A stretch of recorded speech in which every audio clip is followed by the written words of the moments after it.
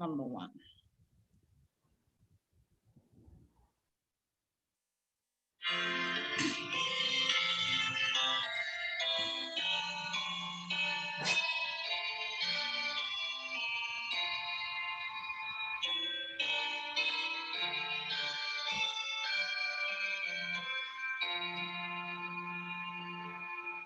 Praise to the Lord, the Almighty, the King of creation. Oh, my soul, praise the Lord, He is thy help and salvation. All ye who hear, now to His faithful promise. Join me in adoration.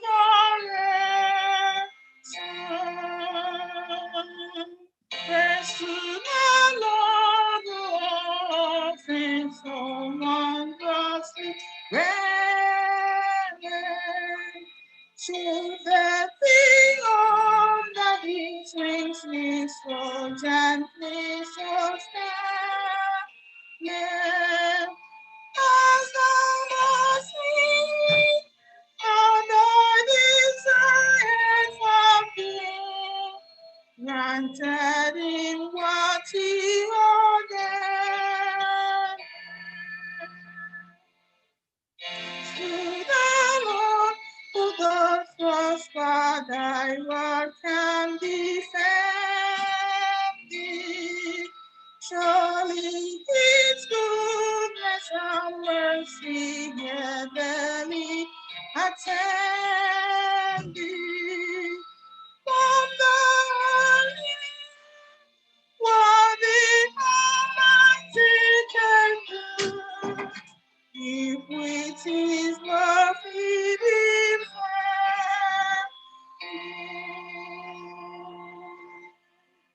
Amen. Amen. Let's pray. Amen. Let's pray. Gracious Father in heaven, thank you for leading us through this hectic and bitter week. There were those we started this week with, but they're no more here today. You spared our lives despite all our iniquities. Thank you for grace bestowed upon us. Amen. We cannot thank you enough, Lord. Thank you for the Sabbath day, a sign you have given us showing that you have sanctified us. We are asking for you to come and take charge of this worship this morning. Come and minister unto us.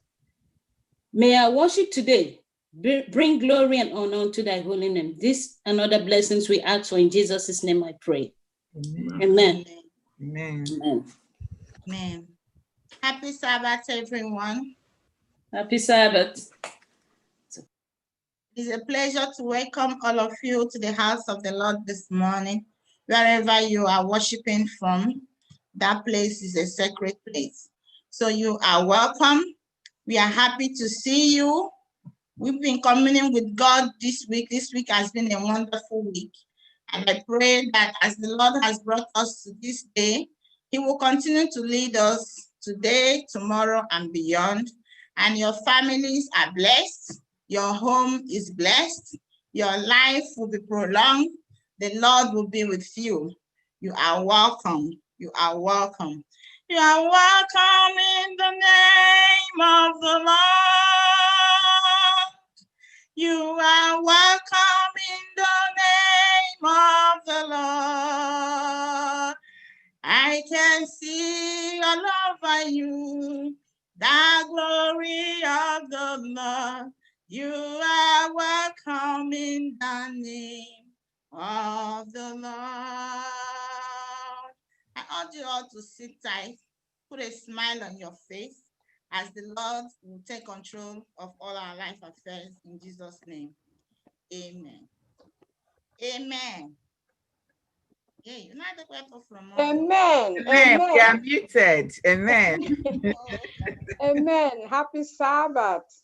Happy Sabbath. This is the time for our scripture reading, and it's coming from Proverbs 15, verse 3, and it reads, "The eyes of the Lord are in every place, keeping watch on the evil and the good. Again, the eyes of the Lord are in every place, keeping watch on the evil and the good. Proverbs 15 verse 3. Amen. Amen. Good morning and happy Sabbath. Good Good morning. morning. Sabbath. Once again, I welcome you to our Sabbath school this morning. And what a blessing when believers get together to study the scripture. Last week, we had a lesson on lesson 3, which is very exciting, the law as a teacher. It was an in-depth study. And without going into details to review the lesson, it is just important to highlight that the law is there to point us to the way of life, which is only found in Jesus Christ. And the true education should be about pointing us to a life of grace, faith, and obedience to Christ. And today we have another one important lesson. We will be looking at the eyes of the Lord, the biblical worldviews. You see, there are so many biblical there are so many worldviews depending on which part of the world you're coming from. But today we have two prominent opposing worldviews. The biblical worldviews that says there is a God that created both heaven and earth. And we have another one, the naturalists, that says there's no God, things exist by chance, which is termed today evolution theory. So the thing is that our worldviews are very, very important in our life because it guides our belief, it guides the way we see things, whether it's right or wrong.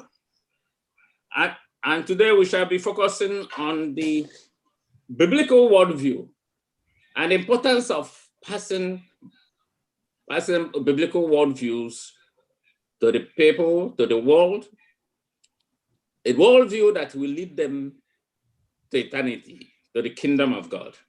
That is where we are going to focus today. So after the teacher's prayer, I'm going to hand over to our moderator today, our sister, Mrs. Oluebere. Teacher's praise, please. Let us pray.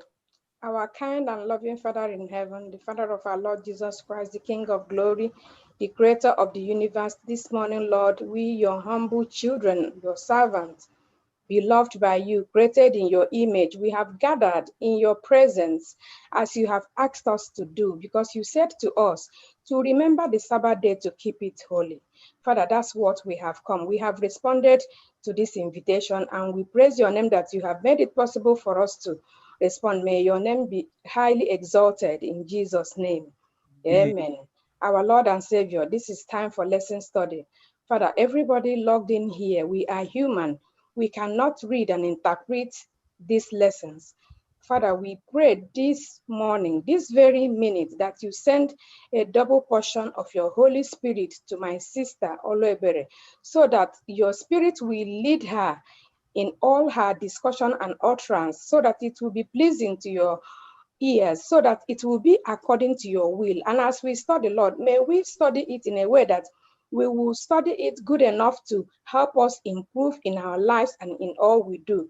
Because the ultimate goal is that the earth is not our final destination. We have a city of gold and a heaven to achieve. So help us through these lessons so that we will not just be hearers, that we will be doers of your word as we hear them. Bless us, Lord, as we worship and as we study this lesson today. In the mighty name of Jesus, I pray. Amen. Amen. Good morning and happy Sabbath, children of God.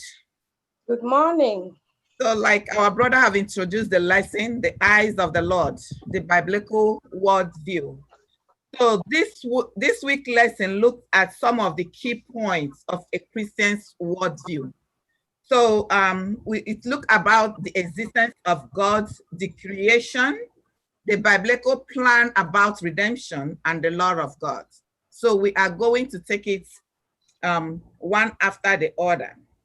So we may ask the question, there are so many big questions to be asked about our belief, about what is reality. I know growing up, so many times we ask our parents questions, why did this happen? Oh, this is not fair. Why is this going the way it is going? And today also, our children are asking us so many questions. And as Christians, we must make sure whatever we explain to them must be according to the doctrine of the Bible, according to the teaching of the Bible, because there are so much worldview out there. People interpret the reality the way they see it. Their filter of the worldview depends upon what is going on around them, the way they accept and understand the things going on around them. For example, the Saturday lesson really introduced this great poet, Milosko. He's a great poet, and he was writing about animals, imaginary animals, talking animals, like maybe a rat talking. And in his mind, he see that they have so much common with real animals. So the same thing, most of the time, our notions about this world is also, it has so much common with what we believe is in reality. But at the end of the day, is this really true? The way human beings view the world, most of the time, is it really true? We can see most of our educated, the smartest people in the world, like the scientists, the philosophers, they have so much view about the existence of God. But their view, is it in reality with the Bible teaching? So let us see. And why is it that human view are quite different from God's teaching? Like our memory verse explicitly explain that the eyes of the Lord are in every place, keeping watch on evil and good. We are humans. Our eyes are not everywhere. It's only God's eyes that is everywhere. And he created this earth. That is why the perfect worldview as a Christian is what the word of God tells us about it. Our filter, our guide of the world should be from the Bible. So two things. This great philosopher, he said, they believe that the world is immobile. The world is just sitting at the center. It is not moving. That is what the philosophers believe. But is that true? What did the Bible tell us about the world? Can somebody get to Genesis chapter 2, verse 1? Can somebody read Genesis chapter 2, verse 1? Let's see what that place is telling us about. Thus, the heavens and the earth and all the hosts of them were finished. And on the seventh day, God ended his work which he had done, and he rested on the seventh day from all his work which he had done. Amen. Amen. Yes. Can we also read Genesis 26? Genesis chapter 1, verse 26 to 28.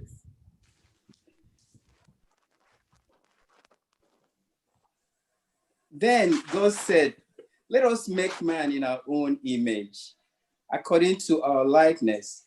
Let them have dominion over the fish of the sea, over the birds of the earth, and over the cattle, over all the earth, and over every creeping thing that creeps on the earth. 27. So God created man in his own image. In the image of God, he created him. Male and female, he created them. Okay, thank you. That's about creation. But I think I wanted you to read Genesis 1, verse 2, that tells us about the Spirit of God moving in the water. Because the philosophers, they believe the earth is stationary, but the Bible tells us in Genesis 1, verse 2, that the Spirit of God is moving. moving in the water. So the earth rotates, the earth moves, the earth is not stationary. This is one teaching about creation. Then another one is that they believe that we human beings, that we just exist, that we started existing from simple form, then we develop gradually into a complex human. But is that what the Bible tells us? Just like what you read from Genesis chapter 1, 26 to 28, that God created human in his own image. In the image of God, he created us. And the Bible said we are beautifully and wonderfully made. We are not just simple something that just came out of nowhere and just exists like that. No, the heavenly God created us. So that is number one, the existence of God. So let us see. Okay, I will stop right here. Under the Saturday lesson, do we have any question? I don't know if I would prefer us to complete the whole lesson. Then we make our contribution, our questions, because this is a broad lesson. Or do we, take our questions as we study along? I will pause here. If anybody have any contribution in the introduction, please, and let's move fast. Okay, moving to the Sunday lesson, the eyes of the Lord. If you look at things today, most of the things we see in the digital system, most of the things we see in TV, the Bollywood actresses and actors, the Nollywood actresses and actors, in reality, we see the way we see them in the television, when you see them in the outside world, it's not always the same. It's different. So I truly agree with this Oxford University professor who said that everything around us, none of it is real. Instead, we are now into the digital system. So my young ones, I sent email to all my young ones, and I believe they are on this line, and I need us to listen very attentively to this lesson, because it's really, really concern us. The way, who are we? What do we think we are? What did the Bible tells you about yourself? Is it from what you see on television? Is it from what you see from all these actors and actresses and movie stars? Or what the Bible tells you whom you are? The Bible said that you are created by God. You are created in the image of God, that you are beautifully and wonderfully made. You do not have to recreate yourself. You do not have to do tattoo in yourself. You do not have to change the way God has made you, because you should be proud the way God had made you. Do not allow anybody to make you change your notion about whom you are, because the Bible have said it all. If the Almighty God said it, and that is what it is. You are beautiful, you are wonderful. Amen. So moving forward, let us see, under this passage, the eyes of God, there are two notions here. There are two beliefs here, two worldview about one, just like the Saturday, we have already explained it on the Saturday lesson. The atheists are people who do not believe in the existence of God. They believe that there is no God, that we just came to this earth just like that. We just appear and we exist, and that is it. And we have the atheists. The atheists are those that believe in the smaller gods, that there are small beings that created all these things. Then we have the naturalists. The naturalists are the ones that believe in pure nature, and that includes the theory of atoms and voids. So for instance, they said that we human beings, we are made up of simple substances. We know that atoms are small particles that cannot be seen, and when you put them together, it forms compound. And as human beings, when we gather together in social gathering, that's where we are seen, that's where we exist. And the moment we leave that position, we no longer exist. So these are different views of people. But let us also move forward and see what the Bible tells us about these notions, what the Bible says about the view of the scientists and of the philosophers. Can somebody get me Psalms 53 verse 1? Can somebody read Psalms 53 verse 1? The fool has said in his heart, there is no God. Do we hear that? The fool have said in his heart, there is no God. But these philosophers are people that call themselves the smartest and the brightest.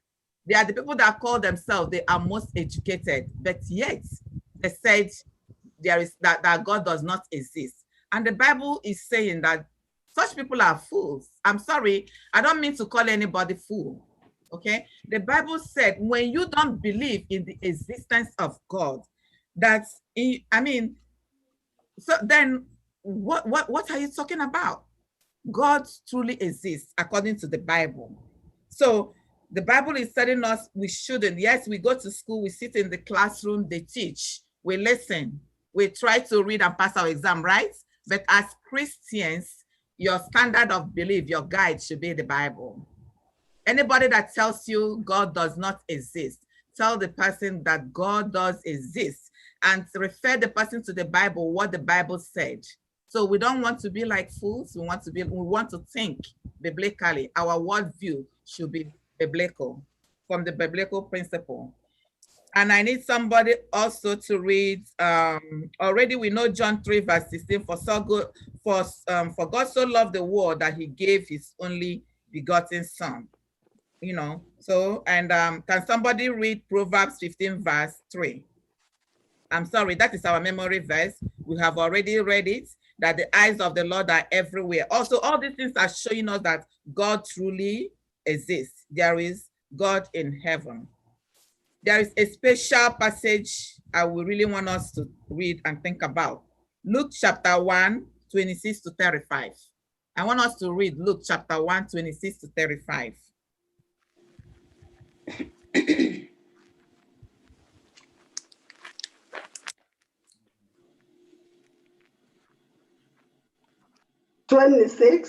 Yes.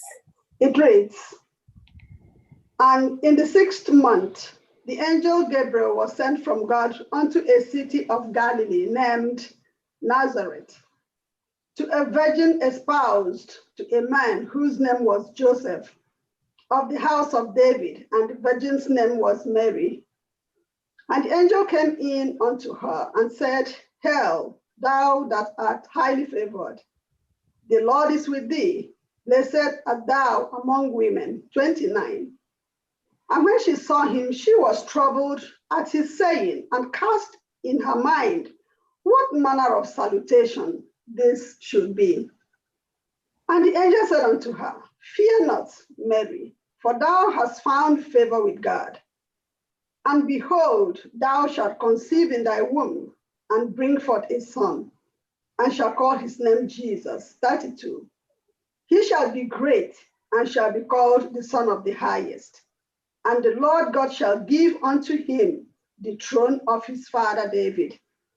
And he shall reign over the house of Jacob forever, and of his kingdom there shall be no end.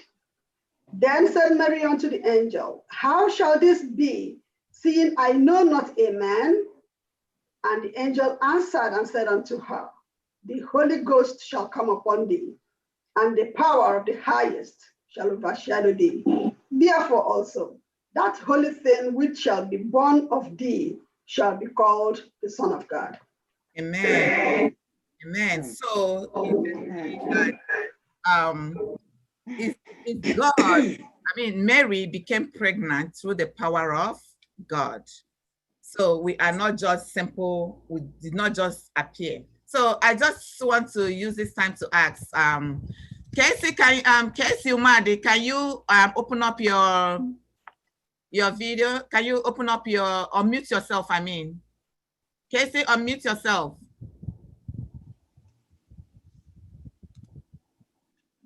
Okay, so the Bible, the passage we just read talked about how Mary became pregnant and, you know, gave birth to Jesus. Casey, does anything like that resonate with you?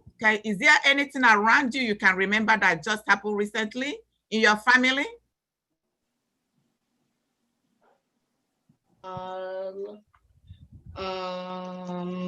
Yeah, mother had it. When mom had a baby. That's right. Right? Mommy was pregnant. You saw mommy pregnant, right? Yes. And she did have a baby, and you saw the baby, and the baby is still living with you right now, right? Yes. Yes. Mother carried this baby for 9 good months, isn't it? Yes. You just wake up one day and just your mom was not pregnant, nothing happened, and you just saw something forming up in your house? No. Right? No. So all these things are the miraculous work of God, isn't it? That Yes. created all of us. So when our friends at school will tell us, oh, there is no God, we are not created by God, tell them, no, I'm a living witness that God exists and God created human. Teacher? Yes. Can I add something here? Yes. You see, God created everything. Even the naturalists who depend on science, they can see that God has control on the science they depend on. The birth of Mary, Jesus Christ, will show that God can overrule the process of science. You know, the process of conception, God overruled that, and Jesus was born from another way, not through the science these naturalists depend on. God can overrule science. Amen. Amen. It also shows that God's eyes is everywhere. God saw Mary amongst all the women of the world and was able to make that choice. It's not just easy to take one woman out of millions of women in the whole world. It means that God could see the inside of us and how we live and how virtuous we are. If Mary wasn't a virtuous woman, she would not have born the Son of God. Amen. And that gives me a very strong hope. Amen. And I want my sisters who are still looking for the fruits of the womb to have this blessed hope. If God can do it to Mary, he did it to Anna, don't worry about it. Just trust in God. One day he will answer your request. Amen. He's a wonderful God. He's not just God. Another thing we have to think of, what kind of God he is. Just like we have seen, he's a very merciful God, very loving God. We need to develop a personal relationship with God. So central to any Christian education is the reality that God exists. So that is what this passage mainly is telling us. Now we'll move up to Monday lesson, the Leibniz question. So Mr. Leibniz is a great thinker. He's a great writer, Gottfried. So one day, he's a great thinker, like all of us. At times, we come up with one thought or the other. We ask ourselves one question or the other. Why does this happen, or why did that happen? So he asks, why is it that that something exists instead of nothing? Why is it that there is always something instead of nothing? Anywhere you go, there is something. You go to the street, there are cars, there are trees, there are houses, there are humans. Every part of the world you go, there's always something. You go into the water, there are fishes. You go into the bush, there are animals. So he was asking, why is it there is always something instead of nothing? And this will bring us to the doctrine, our worldview about creation. So let us read. One thing we have to understand, most of these lessons are interrelated. As a matter of fact, we must have discussed some of the things we are going to look through again, but let us relate it to the doctrine of creation, which is also a foundational to any Christian education. So let's read John chapter 1, 1-4. And another person should bring Exodus 20, 8-11. In the beginning was the Word, and the Word was with God, and the Word was God. The same was in the beginning with God. All things were made by him, and without him was not anything made that was made. In him was life, and the life was the light of men. Amen. Amen. So this is an answer to, part of the answer to God's question, because he was asking, why is there, nothing instead of something? So the Bible is telling us that in the beginning was the Word, and the Word was God. There was nothing that was created that God was not there. That is God that created everything from the beginning. That's why we have something existing everywhere. Can we read the next passage? Exodus 20. Remember the Sabbath day to keep it holy. 6 days you shall labor and do all your work. But the seventh day is the Sabbath of the Lord your God. In it you shall do no work, you, nor your son, nor your daughter, nor your male servant, nor your female servant, nor your cattle, nor your stranger who is within your gates. For in 6 days the Lord made the heavens and the earth, the sea, and all that is in them, and rested on the seventh day. Therefore, the Lord blessed the Sabbath day and hallowed it. Amen. So this passage is also telling us, should be a guide, our view about creation, that God, he created everything. From the first day to the sixth day, he created everything, the sea, the earth, and human. Then on the seventh day, he rested. So the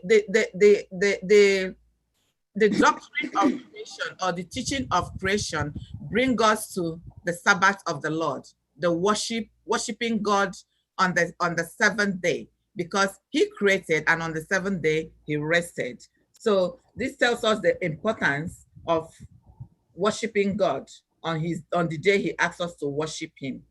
Can somebody read Job 12, 7 to 10? Let's see, Job 7 to 10.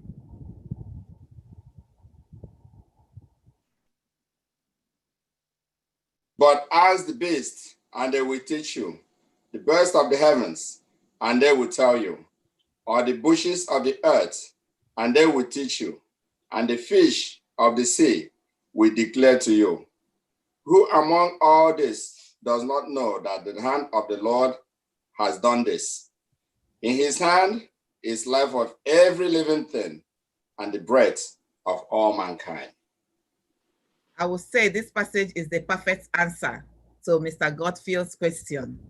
It says, even the beasts, even the fishes in the river, even the trees will testify that God have done this, that God have created this. Even if we human beings says, oh, it's not God, God didn't create anything, nobody created anything, that we just existed just like that. The beasts of the earth, the trees in the bush, the animals in the water will testify that God have done this. So we will continue to emphasize that God created everything. All that have life is the creation of God. And it should be, the teaching of creation should be part of our fundamental doctrine in our education system, even to in our education, in our schools, in our homes. We should tell our children about all this. They should know it, and we all that are adults, so we should hold fast to this. In case we need to teach people about the Word of God, it should come from what the Bible is telling us this morning. And I would like to read this passage. The doctrine of creation also is foundational to any Christian education. Everything we believe as Christians, everything rests on the doctrine of the sixth-day creation. The Bible didn't begin with a statement about atonement, or about the law, or about the cross, or about the resurrection, or about the second coming. No, it began with a statement about God as the creator, because none of these other teachings make any sense apart from the reality of God as our creator. So God asks us to spend 1/7 of our lives every week to remember the sixth-day creation. like today, we are here today. Today we should remember this past 6 days that God created everything, that he created something. He asked for no other teaching. And that should be our Christian worldview. So we will continue to move further to Tuesday lesson. Do any other person have a contribution or question for the Monday lesson? I have a Yes. question. Then Emeka, go ahead. Okay. My question is this. We are learning this lesson because from childhood we were told Bible stories and we believe the Bible is true. How would we teach this to somebody who has never heard anything about the Bible, that God created the whole world? Because if you begin to tell me this, I can relate it right from childhood. My mother, my parents, people around me used to tell me this story.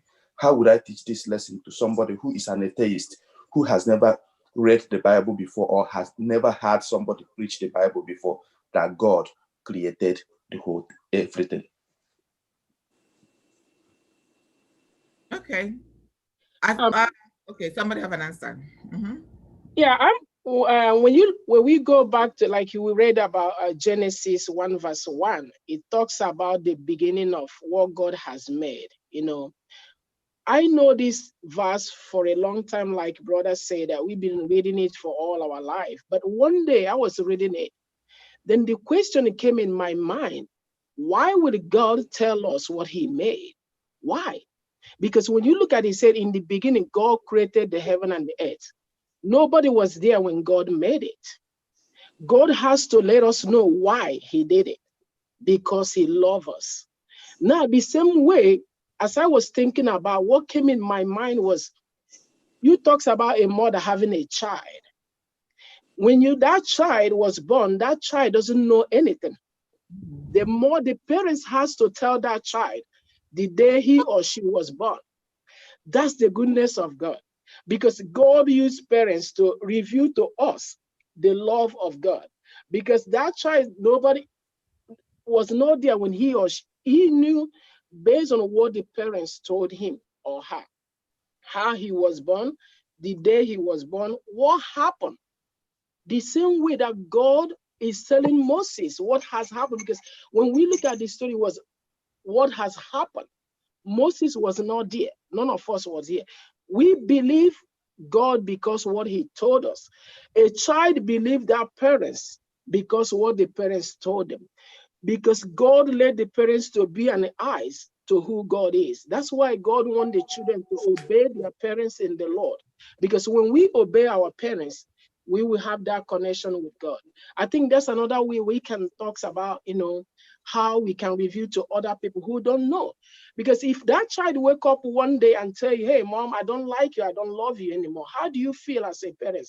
The same way God feels when we say we don't know him. By praying and by asking the Holy Spirit, for some people who don't know. Do you know something else? In every human being that God created upon this earth, God gave them the Spirit. Some people who were born in a country that don't worship God, somehow God revealed himself. One day, somehow God showed himself through those people, because the word of God will stand forever. God revealed himself to many people in different ways we don't know. People who love the Lord will seek him. Sometimes devil is working in people's hearts. Let us not be deceived by men, because God will always reveal his secret to those who are seeking him.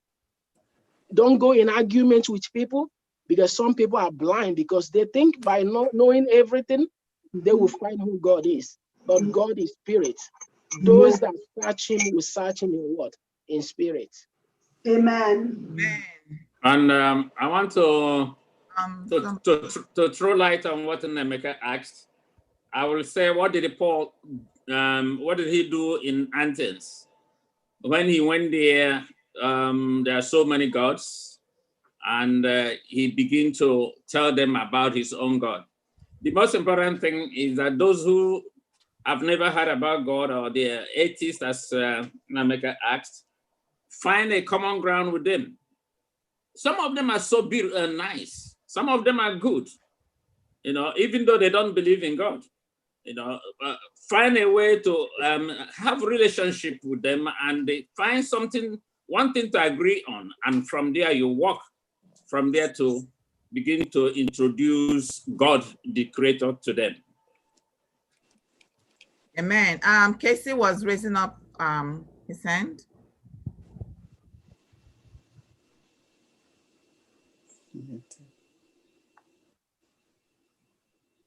Raise their voice.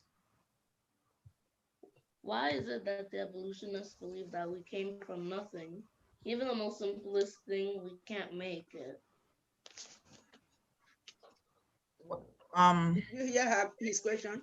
Casey, no, can you raise your voice, Casey? That's what. But why is it that the evolutionists believe that we came from apes or anything? Then who did the apes come from? And then they say that we come from non-living things. Then where did they come from? They say the revolutionists are believing that man came from nothing. He is asking us to ask the revolutionists, how can that, but that nothing is what? That nothing is not nothing. Somebody cannot come from nothing. Because nothing means there wasn't anything existing. That's what it is telling us. That if the revolutionists say people just came out from nothing, he said, who made the nothing? Because there's just nowhere we ourselves can make anything from nothing. Since we lived, we have never had a story that somebody just makes something from nothing. Because nothing means nothing. Yes, Casey, you're absolutely correct, because even the Bible told us that their belief is illogical. Their belief is irrational.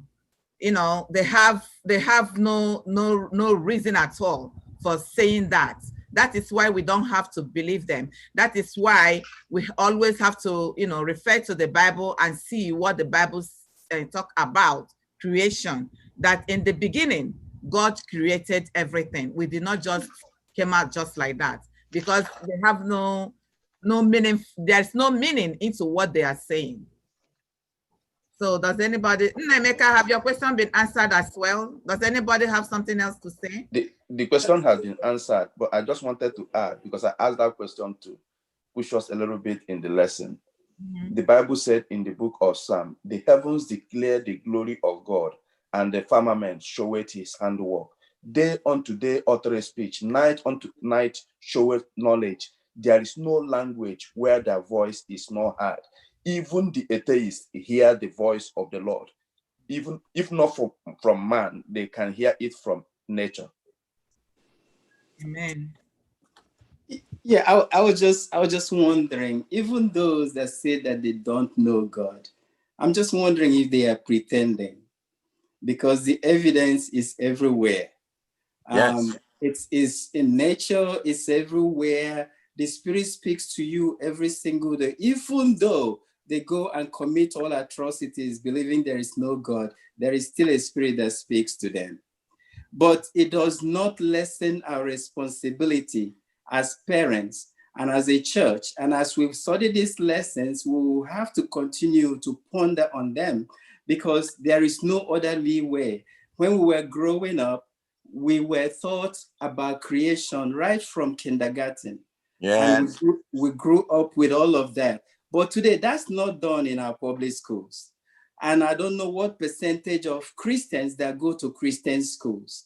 A greater percentage go to public schools where this is not taught. So we have to be careful and intensify our teaching in the church and at homes, or else our children will be barren of what the Bible says. Any other contribution or questions? Okay, we'll move into the Tuesday lesson, the biblical worldview. I have to ask us, what are the big questions of the world? What are the bigger questions of this world? Can we just give me a few bigger questions of the world people ask? How do we come into existence? How do we come into existence? Yes. My sister Nancy. Why suffering? Why me, or why Why, if God is love, why is so wickedness, everyday hatefulness, we see more evil every day? Why? If God is this. Some people might ask, who created God? That's a question. It's true. Good. You wanted to ask question? Yeah, some other people also ask me, like my friend asked me one day, how can you say you love somebody and you have a plan of burning them in fire? See? So these are some of the realities. So the biblical worldview. So we see that when I was growing up, when it wants to rain, we'll see this beautiful color on the sky, the rainbow. And everybody said, oh, it's going to rain. The rainbow is going to rain. For the atheists who doesn't believe that God exists, for them, they will just see the rainbow as, a natural something that just appear. But for us as Christians, we have a deeper knowledge of the meaning of rainbow. It reminds us about God's covenant with human. After he destroyed this world, the entire universe, God destroyed the entire universe with water. And this rainbow is a covenant that he will never, ever destroy the entire universe with water again. But today we see that some parts of the world are being destroyed with water or hurricane, but the entire universe has never been destroyed by water. Yes. So, and also we see God's love also. For God to make such a covenant after all the sin on the earth, the sin, Sodom and Gomorrah, the earth was full of sin and iniquity. God was so upset. And before even he destroyed the earth with water, he gave the human being so many years to repent. Just like today, we've been hearing about the gospel of Jesus Christ. For me, ever since I was born, since I was born in elementary school, my parents has been telling us about the Bible. Every morning by 5 a.m. in the morning, before they leave for their business, they wake each and every one of us up. And we must read the Bible and pray before everybody leaves the house. Up to today, I'm still hearing it. Then at times I ask myself question, what kind of stubborn mind do you have? Because at times we do things that are totally out of God's way. And we begin to wonder, why are we not listening to what the Bible is teaching us? You see? So like we all rightly said, even the atheists, they truly see the handwork of God. They truly see certain things happening. But just because this battle of the enemy working in them, they have refused to accept that God really exists. So some of these big word questions we've just mentioned, we will look through the Bible and see what the Bible, these passages will help us to better understand the reality we exist in, things happening around us, what is going on around us. Why do people suffer? Why are some people richer than other people? Why? Why do people get sick? Why do people that commit, these armed robbers, kidnappers, why do they get rich? They don't die. God keep them. But this is a child of God. He's here suffering. Why did Job suffer? We ask so much questions. So can we read and see what these passages are telling us?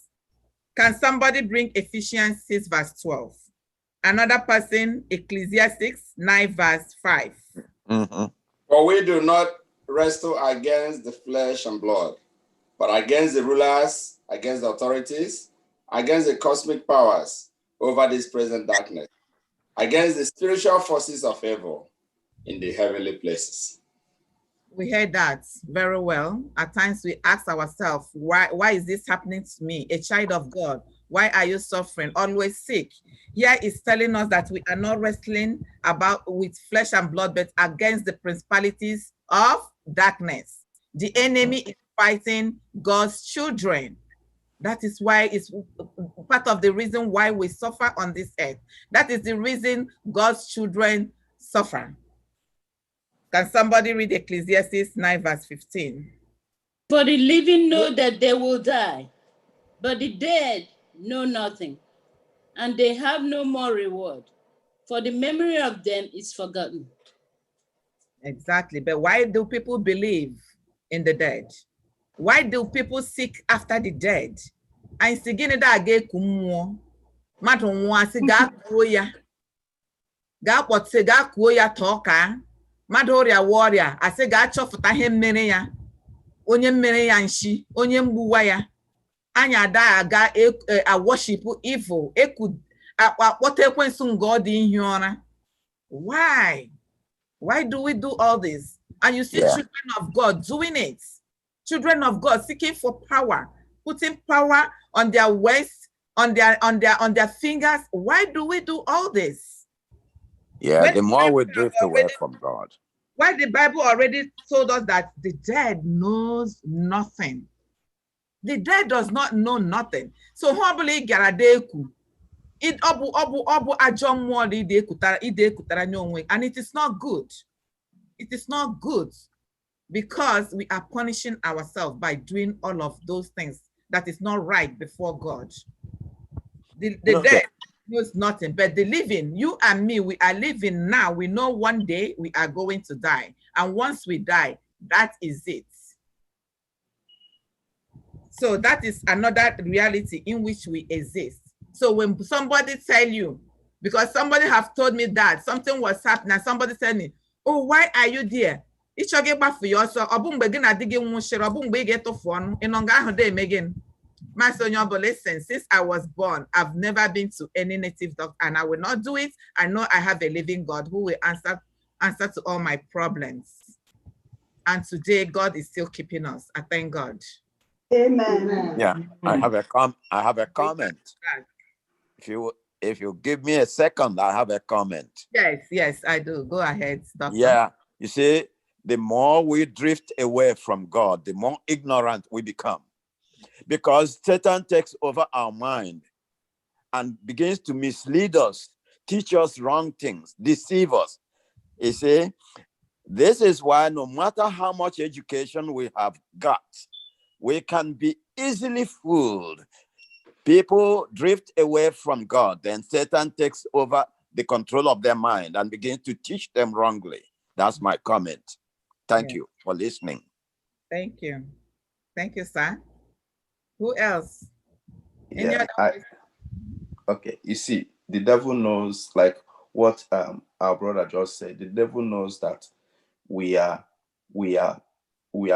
out of the dust, that we are made out of the dust, and he feeds on the dust. The serpent feeds on the dust, so he wants to feed on us. The only thing the devil is trying to do is to obliterate our view of who God is. The very moment you stop seeing God the way God is, he begins to manipulate us. That is why Job was able to stand when the temptations were coming. Anytime Job raises up his head to look at God, to ask God for anything, he still sees God in the same position he saw him before the temptation came. So he kept on saying, even though he slay me, I will keep on trusting him. Like you said earlier on, when people tempt you to go to the devil to ask for anything, tell them that God will answer. The three Hebrew boys said, even our God, if he doesn't come to answer or deliver us from the fire, we will still not bow down. So we need a deviant faith, a radical faith that somebody cannot just bend. Amen. And they Can I say something? Yeah, go ahead. Okay, so my own contribution is that as Christians also, we should learn to give encouragement to people when they're facing challenges of life. Because I will tell you, I've been in a situation where I see some Christians, some Adventists coming to say, oh, I'm going to Sabbath. So you will see that it's even the people that are in the church that will come to your family and start advising you to go and seek for power where they know that there is no power. So you as a Christian, when you go and when you meet people in some kind of situation, you should be able to help your brother to, stand strong in the faith give positive advices. Let us not be giving people advices that will make them start thinking of if what they believe is actually the truth, because our people are really doing it. They are really doing it, and we have to stop. Yeah, and another thing about Ilema China lo one I know like what Sister Gold said, obey exactly what is going on in our own churches, especially back home, even here. It is sad to hear these things like we believe in God. When things happen, when you think you can, confide on your own sister and whatever you're going through, or your brother, that's the people totally turn away from the Lord. That's why the Lord said that the heart is so deceitful. Who can know it? Because we don't know what is people in their own closet doing. But when things happen in your life, instead of these people to hold you, to even lead you to God, they are very easy to lead you away. So we have to be careful. We have to know what we believe, no matter what condition we will find ourselves. Because when the time of trouble, persecution, that's when you know who is who. Do we trust God or do we trust man? And that's why Elijah asked us this question. How long would you all be fighting between two opinions? If God is God, follow him. If bad, go ahead and follow him. Don't be like you are in God and you're in Satan. When things happen, you know you're not standing. Then you want somebody else to fall. We need to know what we believe, because in time of difficulties, that's when the devil will bring those people who think is our members to lead us away. May the Lord help us. Amen. Yeah, Amen. Amen. Can I add something? Mm-hmm. I just want to say, the scripture is very clear.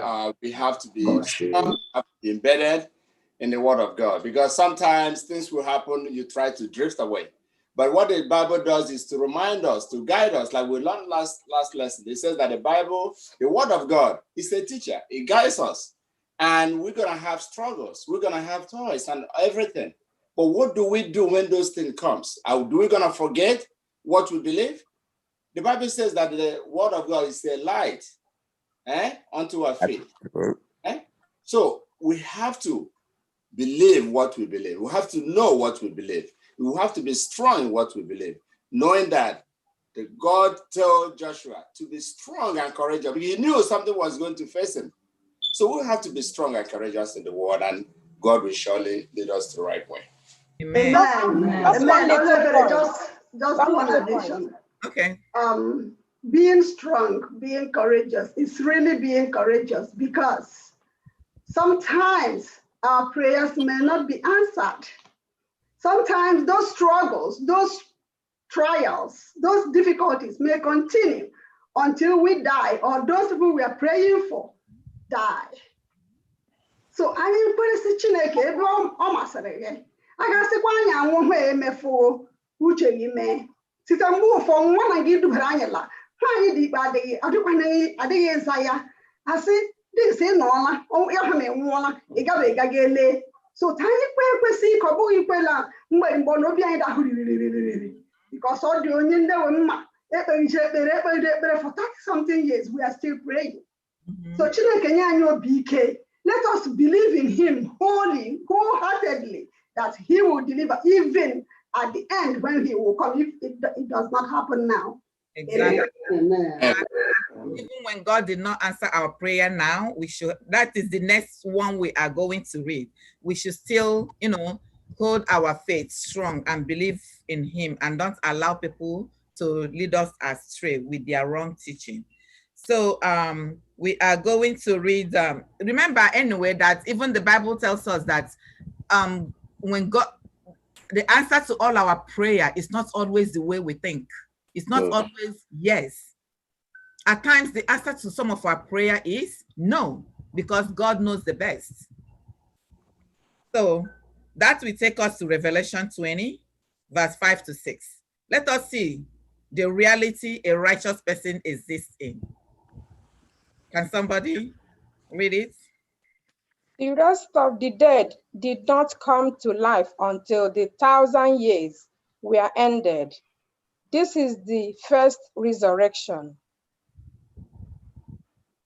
Revelation 5, right? 5 and 6. Okay, 6 says, blessed and holy are those who share in the first resurrection. The second death has no power over them, but they will be priests of God and of Christ and will reign with him for 1,000 years. Amen. Amen. Death will not have power over a righteous one that died and resurrect on the coming of Christ. They will be resurrected and they will reign with God forever and ever. Just like my sister said, even God did not answer somebody's prayer who is sick and maybe the person eventually died. At the second coming of Christ, at the resurrection morning, if that person is a believer, if the person's name is found in the book of life, the person will raise up again and never to die again and never to be sick again. So this is a reality and this is a biblical teaching. So in summary of all that we have learned about the biblical view of the reality in which we exist today. So as Seventh-day Adventists, we must firmly adhere to the teachings of the Bible, for this is God's revealed truth to humans, explaining for us many things about the world that we will otherwise not know or understand. Hence, all Christian education must be rooted and grounded in the Word of God, and any teaching contrary to it, any teaching contrary to the Word of God must be rejected. So all our teaching, all our belief, please, our children, we should begin to let them understand all of this. I don't know how many of them on the line. I did text all of them. And I told parents, please encourage the young ones to log in. Actually, I had wanted them to read some of my Bible passages as we study so that they can begin to understand some of these big questions of the world and know how they will filter their own worldview as Christians is the biblical doctrine. So let's go to worship the Redeemer, the Wednesday lesson. So in this Wednesday lesson, it is telling us how important the plan of redemption is, which is connected to the plan of creation. We know that when God created Adam and Eve, when God created man, man sinned and man with fall, man was driven from the Garden of Eden. But in God's own infinite mercy, he did not kill Adam and Eve physically. Though they were dead spiritually, Adam and Eve did not die physically. God could have, just like, at times we walk by the street, we see maybe a squirrel dead on the street or a cat or a dog, and they will stay there for years, they will stay there until they're rotten. God will have allowed that to happen to humans. He will have allowed that to happen to Adam and Eve, and they die physically right there and then, and they are gone. But God did not do that. So what he did is that he made a way of redemption for Adam and Eve. He went as far as Adam and Eve used leaves to cover themselves, which was not enough. But God made a cloth out of animal and covered them very well. Then even for us today, in our sinful life, God in his infinite mercy looked upon us and he sent his son Jesus Christ to die for our sin. Jesus came, left his comfortable heaven, his comfortable home, and came on this earth so that you and me will have eternal life. So let us see what some of this text is telling us about who Jesus was and what he has done for us. So can we read from John chapter 1:1-14? In the beginning was the Word, and the Word was with God, and the Word was God. He was with God in the beginning. Through him all things were made. Without him nothing was made that has been made. In him was life. Can you stop there, my sister? So what is the first thing? Who is Jesus? You mentioned. Lord. Is the word, right? Yes. Jesus is the word himself. Jesus is the Bible we read today. Yes, yes, yes. So move forward. Okay.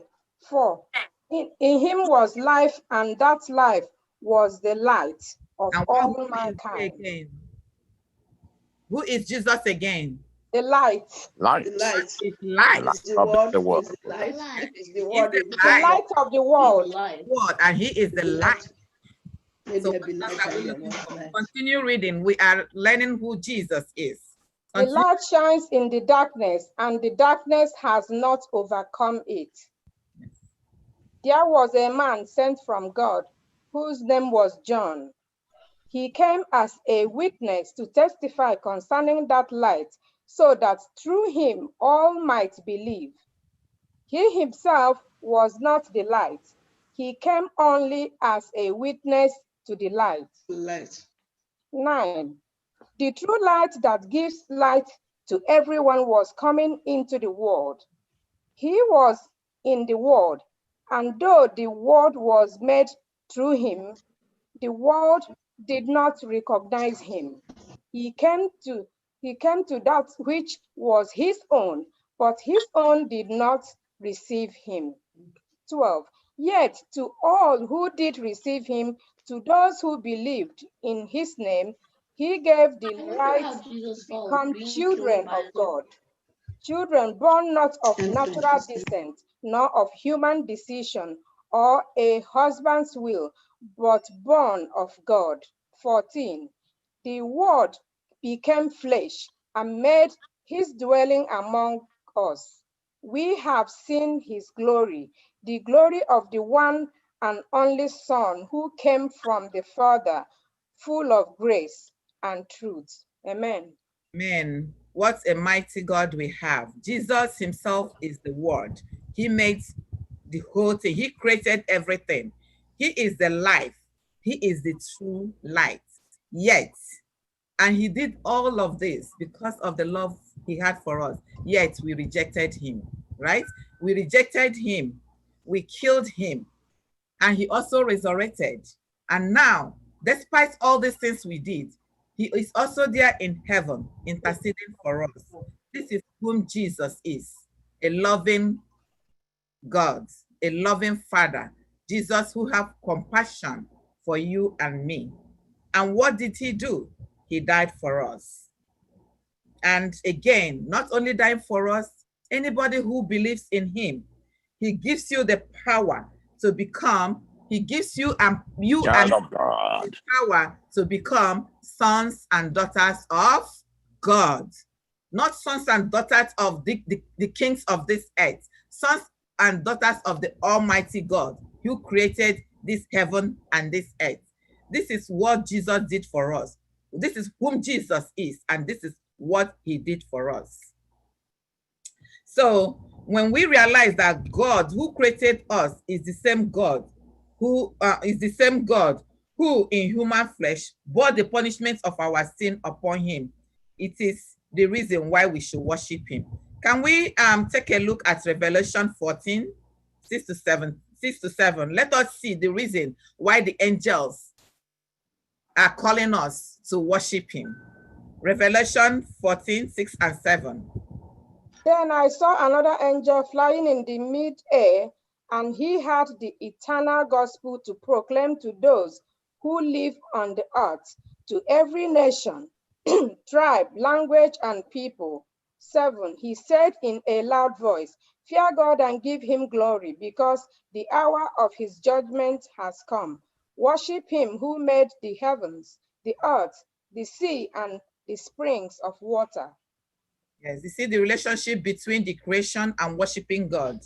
The angel is calling upon us to worship God and fear him who made the sea and the water. That because he had redeemed us.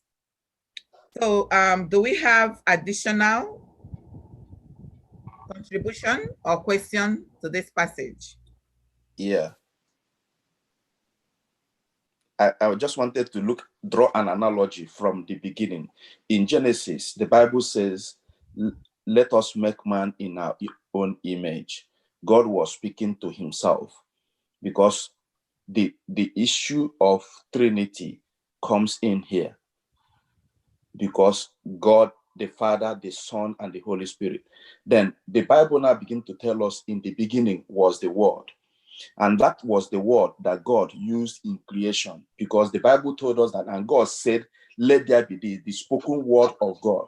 When God speaks, he speaks Jesus Christ, which brings things into action. So when the Bible is telling us that in the beginning was the word, nothing was made that was made without the word, that means God wouldn't have created without the word he spoke, which was Jesus Christ, and the propelling force, which was the Holy Ghost, that made everything come to be. That's why the Bible said, and the Spirit of God was hovering over the water, because the earth was full, was void and without form. So when God calls you for worship, does he deserve our worship? Knowing quite well that from the beginning he created us. Yes, he deserves our worship. That's why the angels are shouting, worship him who made the heavens and the earth. Thank you, Brother Nemeka. Our time is really running fast. Sister God, please, because this lesson is too broad. So we have to rush. I just want to read this passage. So for this reason, Christ and him crucified must remain front and center to all we teach. A teaching that, in fact, must include the second coming as well, because Christ's first coming doesn't really do us a whole lot of good, apart from the second does it. One could argue from scripture that Christ's first and second coming are two parts of one event. So the Christ, the God who created the heaven and earth and made you and me, is the same God who died for us. He's a loving God. So we move into the law of God, the moral conduct, the moral code. Some of the laws we see today are human constructs. It's made by the government, people who want to possess power over the masses. So they just make their law. But God has given us a guide. God has given us a divine standard upon which we shall conduct ourselves wherever we find ourselves. So the law of God is another important foundation to the way we view the reality of life. The law of God is a guide, it's our filter to our worldview. So let's go ahead and look into Deuteronomy 6 verse 5. Deuteronomy 6 verse 5 and Mark 12 verse 29 to 31 are saying the same thing. So because of that, let somebody read only Mark 12, 29 to 31. Auntie, please summarize in 2 minutes so that we can switch over. Okay, so this place actually is telling us that we should love God with all our hearts, with all our strength, because this is the first law God has given us. So if we love God, we truly have to keep his commandment. The 10 commandments is the moral code God has given us. If you look at everything that is written in the 10 commandments, it's divided into two parts. Love God with all your heart and love your fellow human being. If you love God, we will be able to do all that he asks us to do his work, worship him in truth and in spirit. If we love our fellow human being, we will not do anything bad to our fellow human being. We will not think of stealing from our fellow human being. We will not think of fornicating with our fellow human being. We will not think of anything bad, having bad plan in our hearts, hatred for your fellow human being, because we will always want to love our fellow human being just as God had loved us. Therefore, all Seventh-day Adventist education must emphasize what Ellen G. White have said, the perpetuity of the law, which including the Sabbath. The Sabbath is included in the 10 commandments. So if we love God, we must do all that he asks, not just keeping the Sabbath and failing in the other, or doing the others and failing in the Sabbath. All are one package of the moral conduct which God wants us to walk through. And remember, we cannot do all these things by your power. If you are trying to keep the law of God by your own strength, the Bible said our righteousness is like a filthy rag. Therefore, we need Jesus in our life. We need Jesus. We need to be converted. We need the Holy Spirit in our heart to guide us into all truth. May God help us. as we use all that we have learned today in our day-to-day life, in our families, our workplace, and our friends, and hold strong to that which we have believed. In Jesus' name we pray. Amen. Amen. Amen. Amen. Amen. Beautiful rain, but I know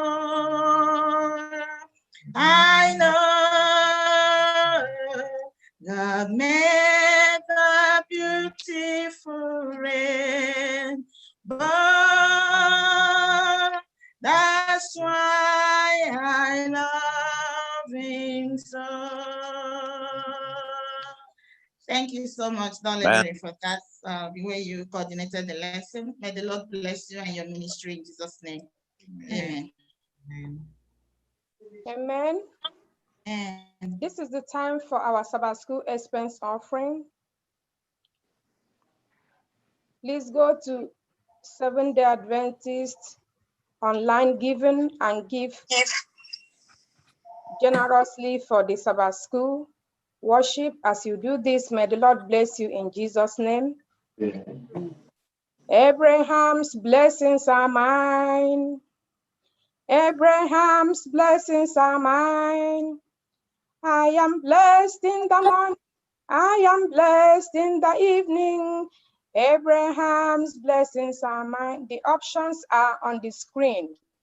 You have a Zelle account to give to, if that is easier for you, or you can choose whichever option is used to you. Once you start doing it, it is easier. I have found out that it is even easier now for me than when we were in church, writing checks and doing other things.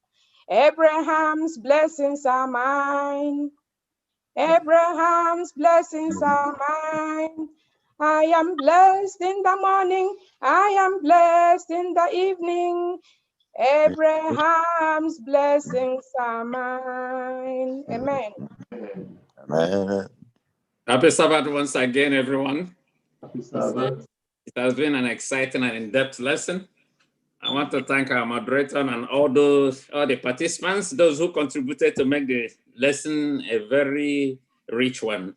Thank you so much. I look forward to seeing you again next Sabbath when we take on lesson 5, Jesus as a master teacher. You see, worldview is a serious issue because it can shape a reality in which light becomes darkness and darkness becomes light. Where evil is good, good becomes evil. We must be very, very careful on the worldview we teach and live by. And that our way of life will not give people wrong world view. Jesus, the Son of God, our Lord, and our Creator must be central to every worldview, biblical worldview, I should say, that we pass to other people. May God bless us as we do this, and have a pleasant Sabbath day. Amen. Now bring the Sabbath School to a close by singing from SDA number 86, How Great Thou Art.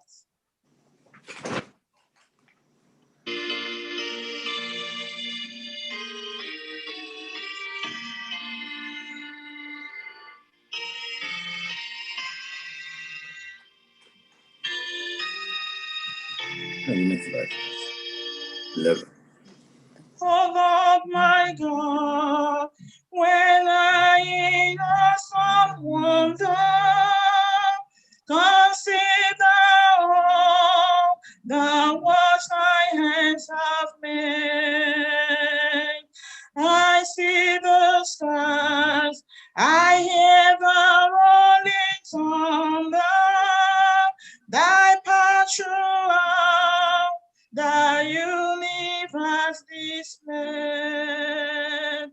Then sings my soul, my Savior God, to thee. How great thou art, how great thou art. sings my song, my Savior God to thee. A great one, a great one.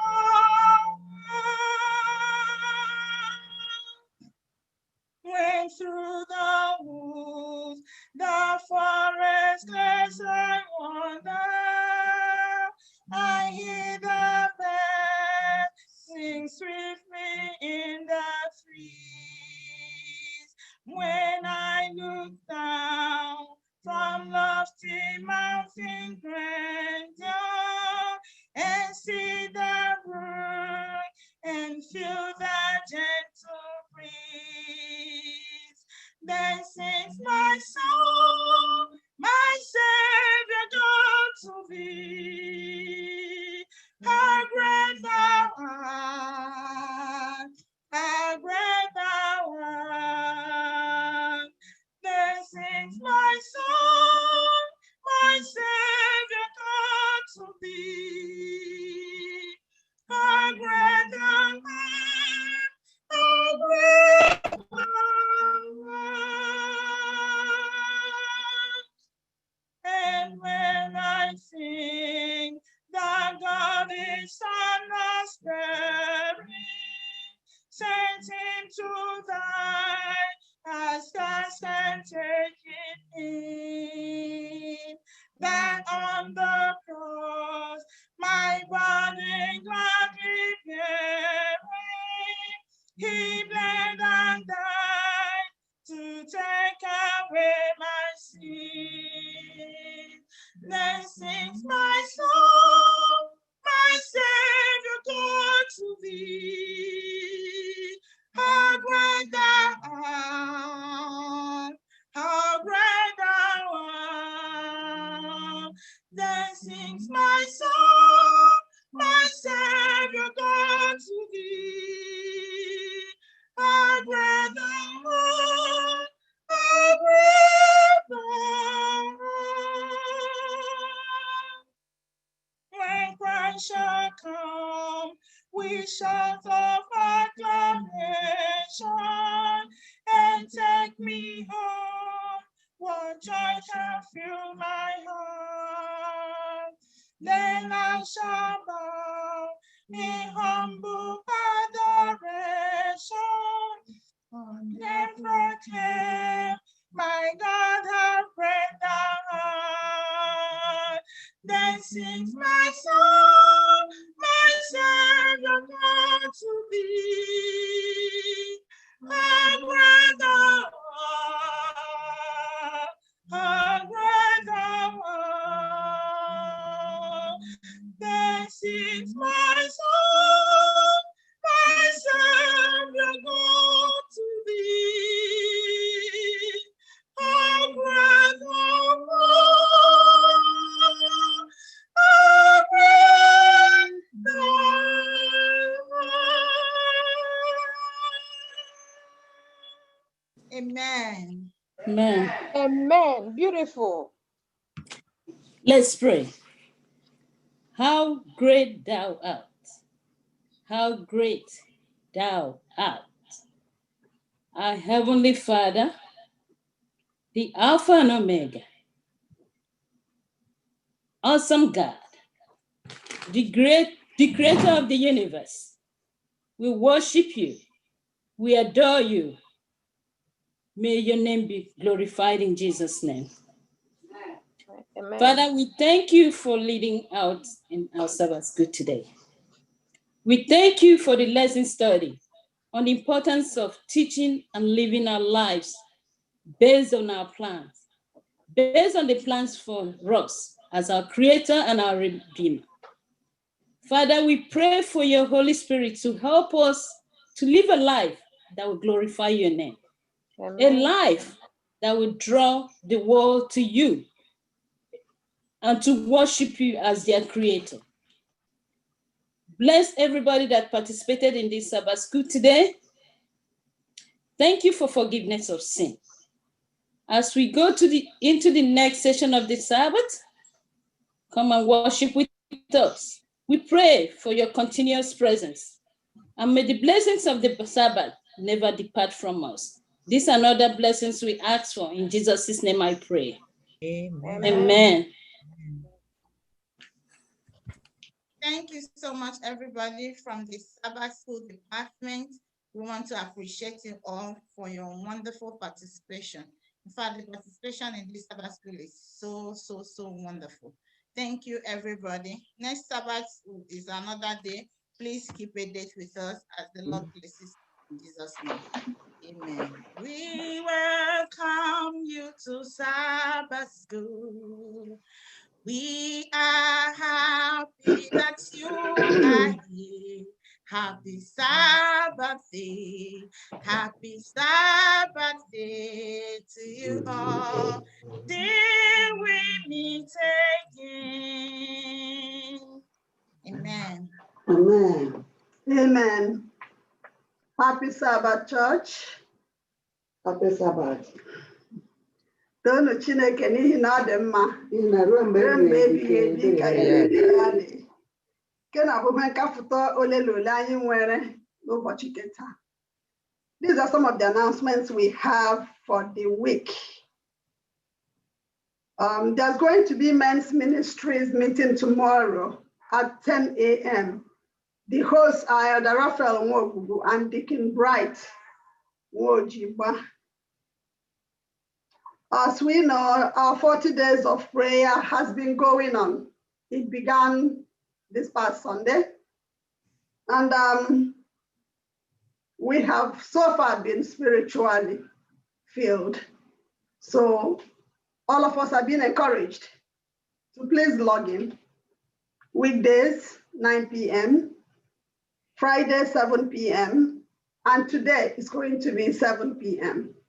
Let us come and meet with our pastor who has been hosting it, Pastor Alvin Wataringa. We had last week about Nedu's wedding, Chinedum Erondo. His wedding is going to hold on November 1st at 5:30 p.m. The Zoom registration link has been provided on the church group. So if you have not made your own reservation, please do so. Our church in Houston, Houston United African SDA Church, Texas, has requested membership transfers of Ihechi Imo and Amarachi Nwamboroka. This is the first reading. We have a letter of appreciation here. It was written on October 19th to FirstIgbo SDA Church. This is from Pastor Dr. Johanna M. Dangana. It reads, "Dear brethren, acknowledgement and appreciation. On behalf of the leadership and membership of Northwest Nigeria Conference of the Seventh-day Adventist Church, we write to acknowledge your donation of the sum of $3,025 towards providing relief materials to our displaced members in Zakwai District, Southern Kaduna, Nigeria. From the bottom of our hearts, we sincerely appreciate this assistance. We pray God to bless you all. Our written and video reports of items bought and the modalities of distribution will be shared with you when the sharing activities are over. Once more, thank you. Yours in service, Pastor Dr. Johanna M. Dangana. Elder Laia Thomas Ayuba, Treasurer. The pastor is the president. I think we all remember this when he came here and we assisted them because they were displaced. So this is the letter of appreciation. Also, let us not forget to remember our sick and shut-in members. Let us not forget to remember our country in prayer today and always. May God bless us. If there are more announcements, our pastor or the first elder will bring them to us. And I pray God to be with us today as we continue to worship him in truth and in spirit. In Jesus' name. Amen. Welcome everybody to another beautiful Sabbath. To all our visitors, wherever you are calling from, and our members, you are welcome. Ejimaha Chineke, that's Unabiyala, on behalf of our pastor, the first elder, and the members at large. And this Chineke Gozunu. Stay with us, have that hope, claim that blessing by faith. We will get it just by claiming it, because the promise is there. The promise to give us that blessing is there. All we need to do is to claim it by faith. I will sing a song that we always sing when we are welcoming our members to the church. Akam juru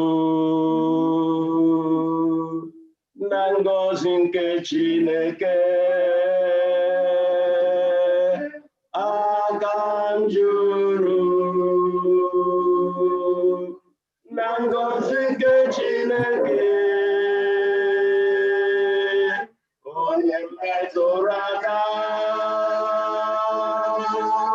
ga-agọzi ya. Aka juru na ngọzi nke Chineke. My hands are filled with the blessings of the Lord. My hands are filled with the blessings of the Lord. Anyone like God, surely must be blessed.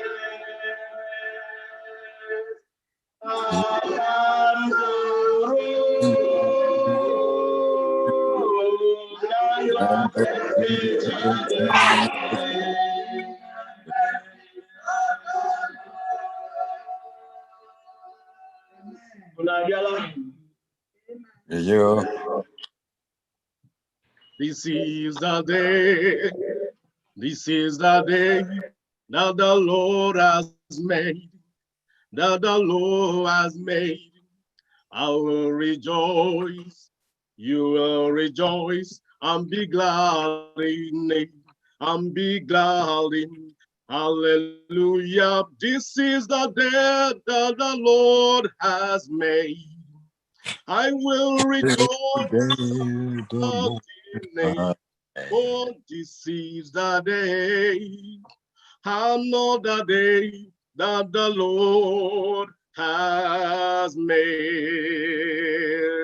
Roll, roll, roll, roll, roll, roll your burdens away. Roll, roll, roll, roll, roll your burdens away. Hallelujah. Roll, roll, roll, roll. Roll, roll your burdens away. Roll, roll, roll, roll, roll your burdens away. Our Lord Jesus is coming again. Roll your burdens away. He's coming again to take us home. Roll your burdens away. Our Lord Jesus is coming again. Roll your burdens away. He's coming again to take us home. Roll your burdens away, hallelujah. Roll, roll, roll, roll, roll, roll your burdens away. Roll, roll, roll, roll, roll your burdens away, hallelujah. Roll, roll, roll, roll, roll, roll your burdens away. Roll, roll, roll, roll, roll your burdens away. Go. Tell it on the mountain, all over the hills and everywhere go. Tell it on the mountain, thou Jesus Christ is Lord. Go, go, tell it on the mountain, all about the hills and everywhere go. Tell it on the mountain, thou Jesus Christ is Lord. Oh, when the saints go marching, when the saints go marching, Lord, I want to be in the number when the saints go marching. Oh, when the saints go marching, when the saints go marching, Lord, I want to be in the number when the saints go marching. Jehovah, ibudike nara, ibudim panume, kidebube, ahagi, neke wosimiri, na chupajamo, ne mekambirida, aha Jehovah, Jehovah, ibudike nara, ibudim panume, idebube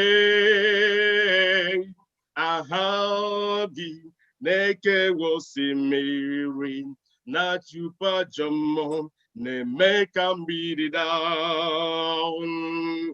Tell me the story of Jesus, right on my heart, everyone. Tell me the story most precious, sweet as the river was held. Tell how the angels in choral sing out as welcome his bell. Glory to God in the highest, sweet and durable rain.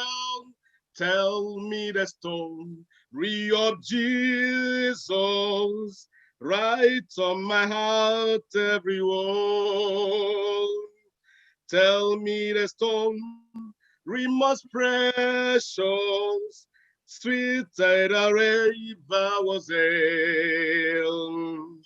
Tell me the story of Jesus, right on my heart, everyone.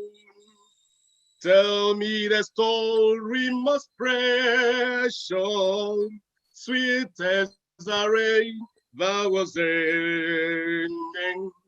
Oh, there'll be joy when the work is done. Joy when the reapers gather home.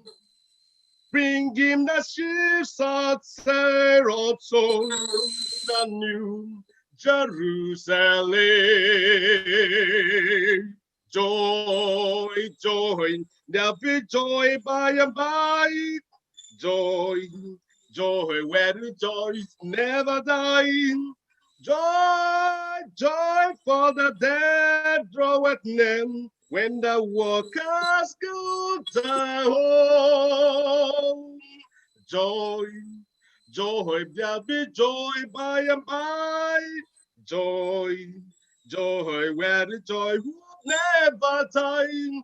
Joy, joy for the dead draweth near when the workers go down.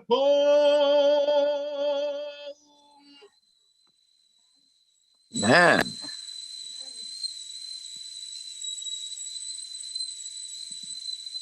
We can't hear her. You unmute yourself. Mina, alama onalu, ugwalu, agakwanye ndị bụ nne na ndị bụ nna unu niile kere Jehova n'ihi na lọma ọ na-alụ ụgwọlụ ọ ga-akwanye unu mama n'ime mama n'ime na mama o si ya mama o anyị si ya mama n'ime la mama o ụgwọlụ a ga-akwanye oke nkume nke nwere chi ma dị ehi ụra oke nkume nke nwere chi ma dị ehi ụra oke nkume nke nwere chi ma dị ehi ụra oke nkume nke nwere chi ma dị ehi ụra ọ dị ehi ụra chi ma dị ehi ụra oke nkume nke anyị nwere chi anya dị ehi ụra ọ dị ehi ụra chi anya adịghị ehi ụra oke nkume nke anyị nwere chi ma dị ehi ụra anyị ga-efeli dịka ugo mgbe onye nwe anyị ga-abịa anyị ga-efeli ugo ike agaghị agwa anyị ọzọ anyị ga-efeli dịka ugo mgbe onye nwe anyị ga-abịa anyị ga-efeli dịka ugo ike agaghị agwa anyị ọzọ.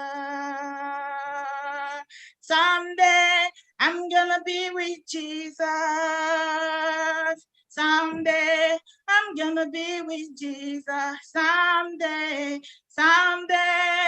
I'm gonna be with Jesus. Someday, some happy day. Someday you're gonna be with Jesus. Someday you're gonna be with Jesus. Someday we're gonna be with Jesus. Someday, some happy day. We are hands of the Father. We are joined with the Son. We are children of the kingdom. We are family. We are one. We are one. We are hands of the Father. We are joined with the Son. We are children of the kingdom. We are family. We are one. Now listen. On a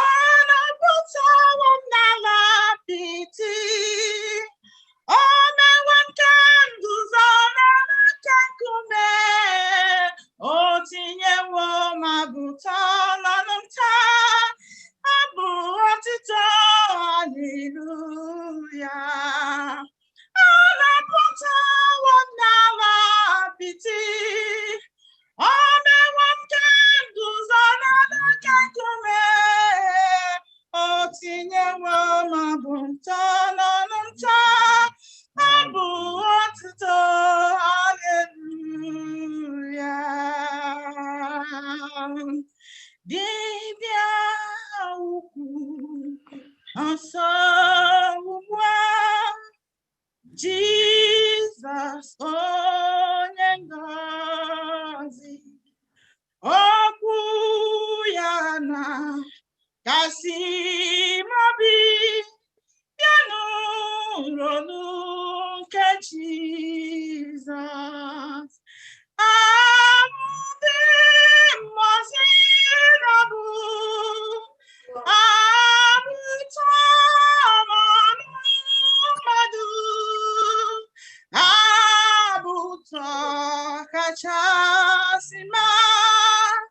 Jesus, onye ngọzi, sweet as morning song, sweet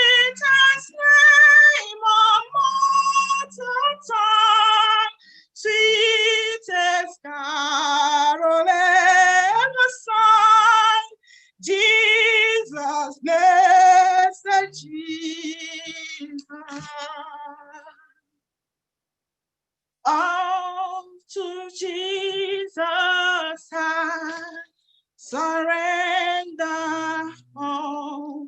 To him I freely give.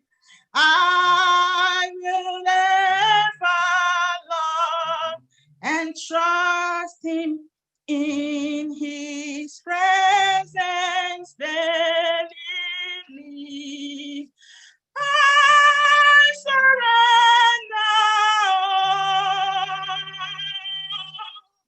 I surrender. All to him, my blessed Savior, I surrender. I surrender.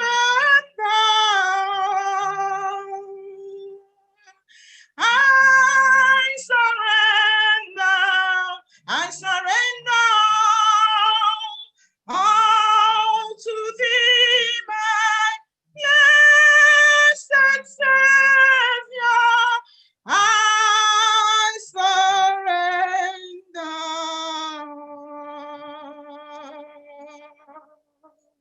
Amen. Amen. Amen.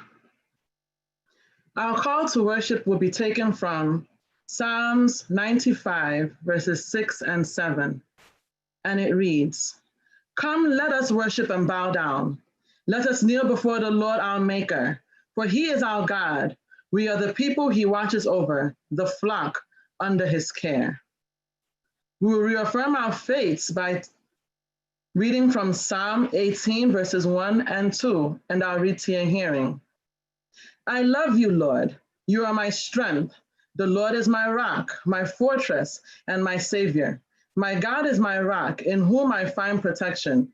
He is my shield, the power that saves me, and my piece of safety.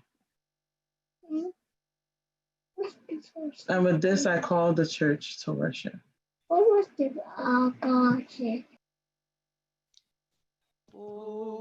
Worship the King, oh glorious above, oh gratefully sing his wonderful love, our shield and defender, the ancient of days,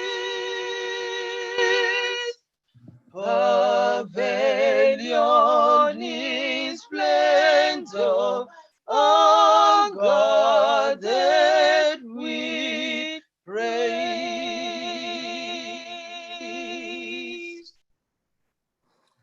Our merciful Father who lives in heaven, the great creator, we just want to thank you for the wonderful moment you've accorded your children at this time.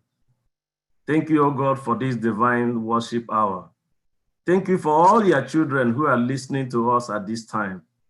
Those who are listening from us, from every part of the world, we pray, O God, by your grace, that you bless every one of us. For the service we have to do, O God, we commit into your care for your blessings. The preacher also will commit into your care. The message of the day we commit into your care. We're praying, oh God, that we will tabernacle with you today, that your presence will be found among us. Yes. At the end of our worship today, that we'll go back home rejoicing that we have communed with you, and your blessings will be showered upon each one of us. May this and many more be our experience today. We pray in Jesus' mighty name. Amen.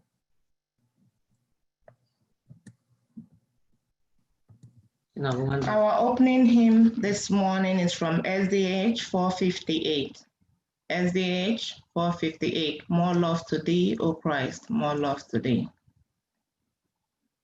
More love to thee, O Christ, more love to thee.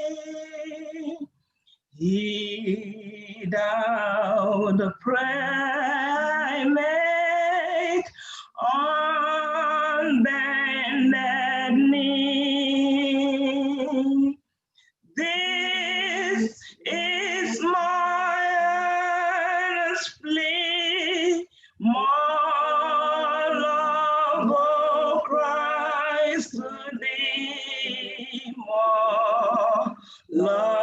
to thee, more love to thee.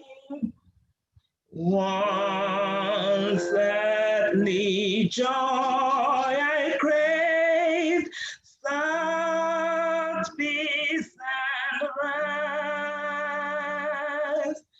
Now thee alone I seek, give what is best.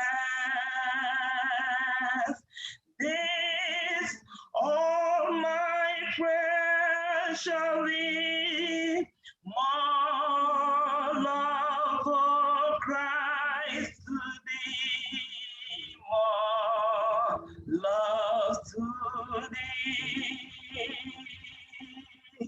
more love to thee. Let sorrow do its work, come grief and pain. Sweet are thy messengers, sweet their refrain. When they can sing with me, more love, oh Christ, to thee, more love to thee, more love to thee. Then shall my latest breath whisper thy praise. This be the parting cry my heart shall raise. This still its prayer shall be, more love, O Christ, to thee, more love to thee, more love to thee. This still its prayer shall be, more love, O Christ, to thee, more love to thee, more love to thee.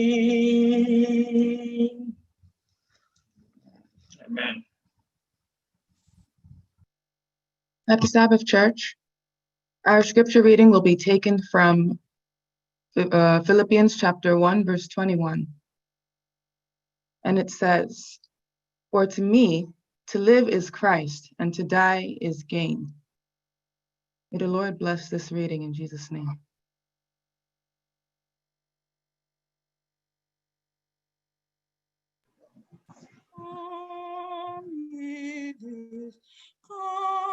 Consolate, where reach, come to the mercy seat, fervently near. Yet bring your wounded heart, yet your anguish, that it was no sorrow that heaven cannot heal.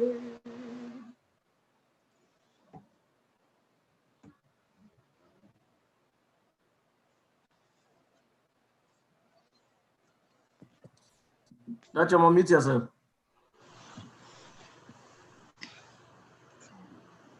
Yes, Lord. Earth has no sorrow that heaven cannot bear. Just as we are, without one plea, dear Lord, we come before you this morning.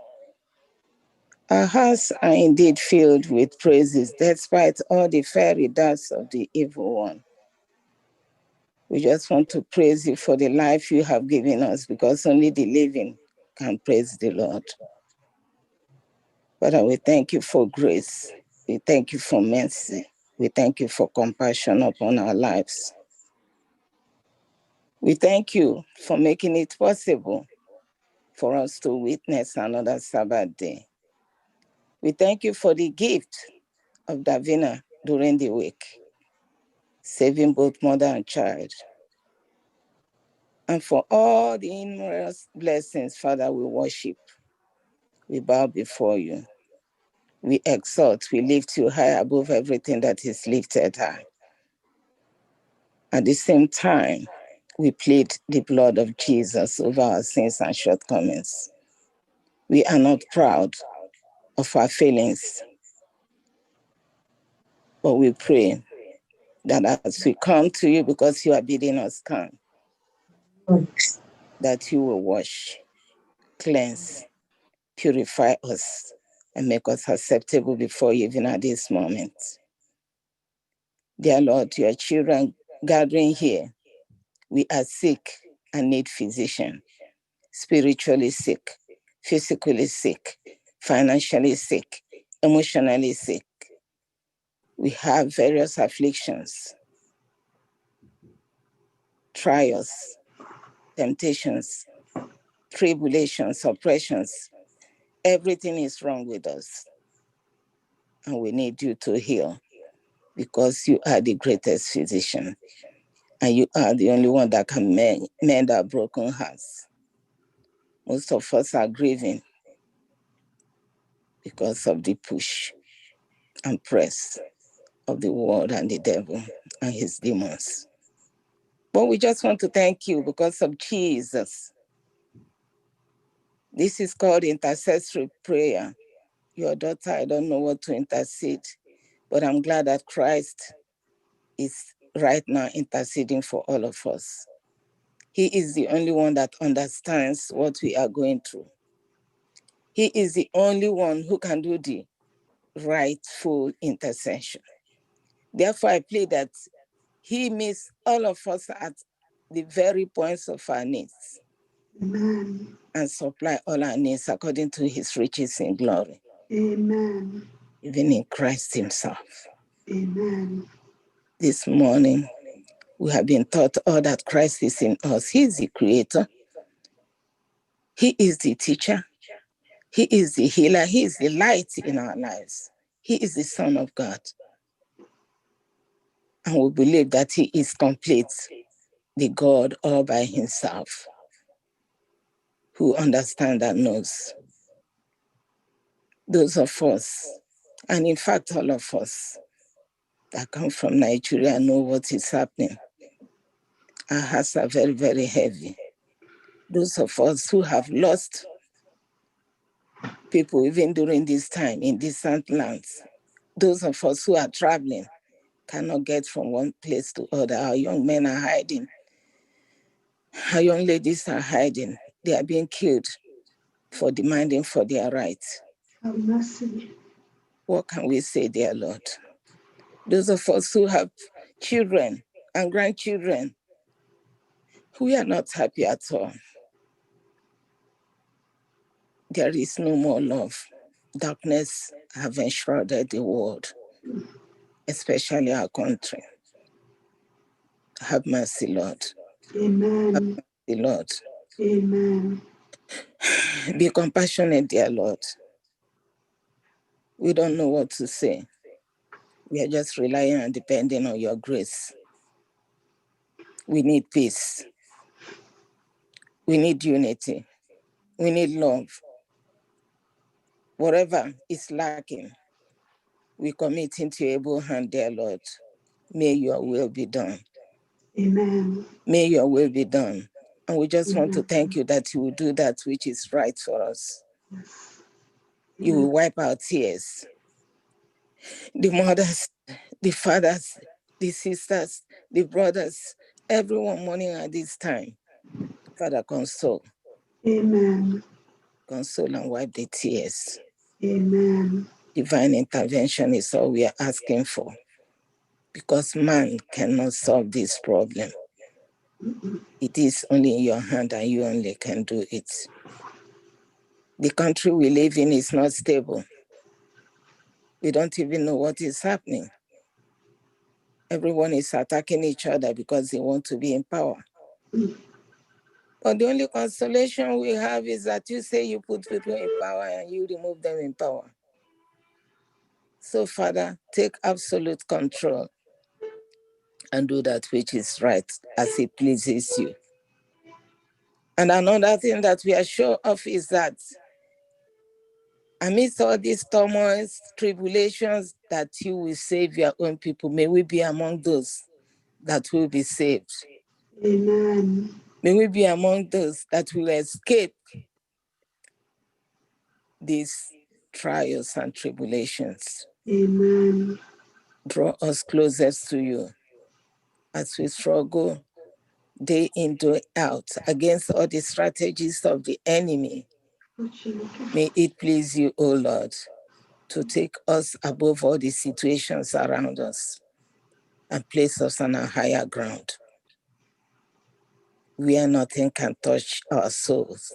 For you have promised to preserve us, our going out and our coming in, to preserve our very soul, even from now until forevermore. That's your promise, dear Lord, and we believe you.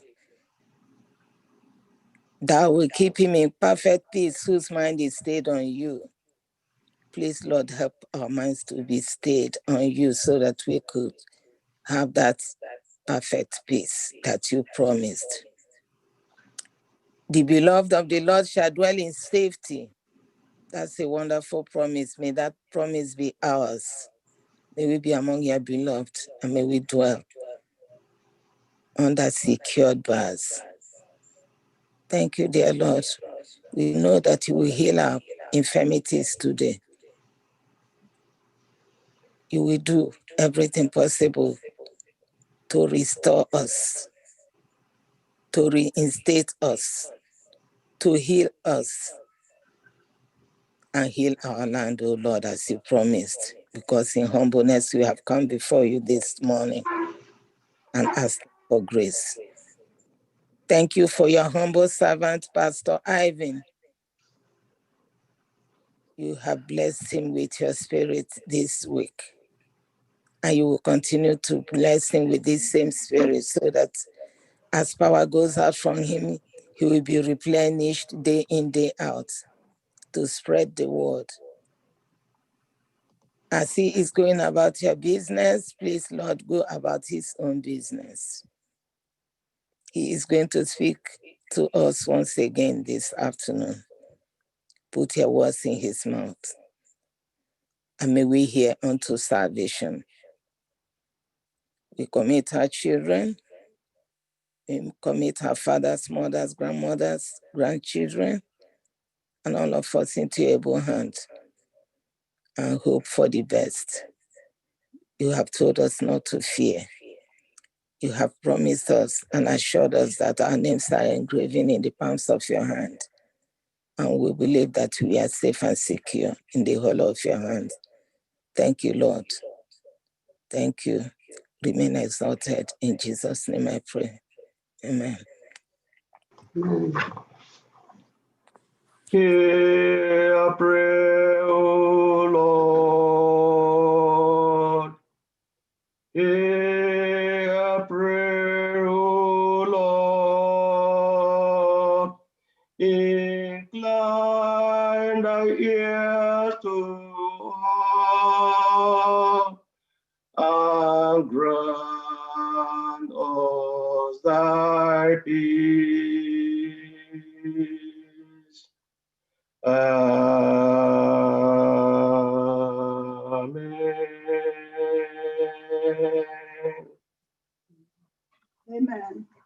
Amen. This is time for our tithes and offering. We all know how we have been given since we started this virtual worship. So go to our Adventist giving.org. It is very easy, and give. And our guests, you can sell it. Our number is right there. Let us do that. While I read this passage in 2 Corinthians chapter 9, verses 6 to 10, it reads, it says, generosity encouraged. This is some NIV. Remember this, whoever sows sparingly will also reap sparingly, and whoever sows generously will also reap generously. Each of you should give what you have decided in your heart to give, not reluctantly or under compulsion, for God loves a cheerful giver. And God is able to bless you abundantly, so that in all things at all times, having all that you need, you will abound in every good work, as it is written.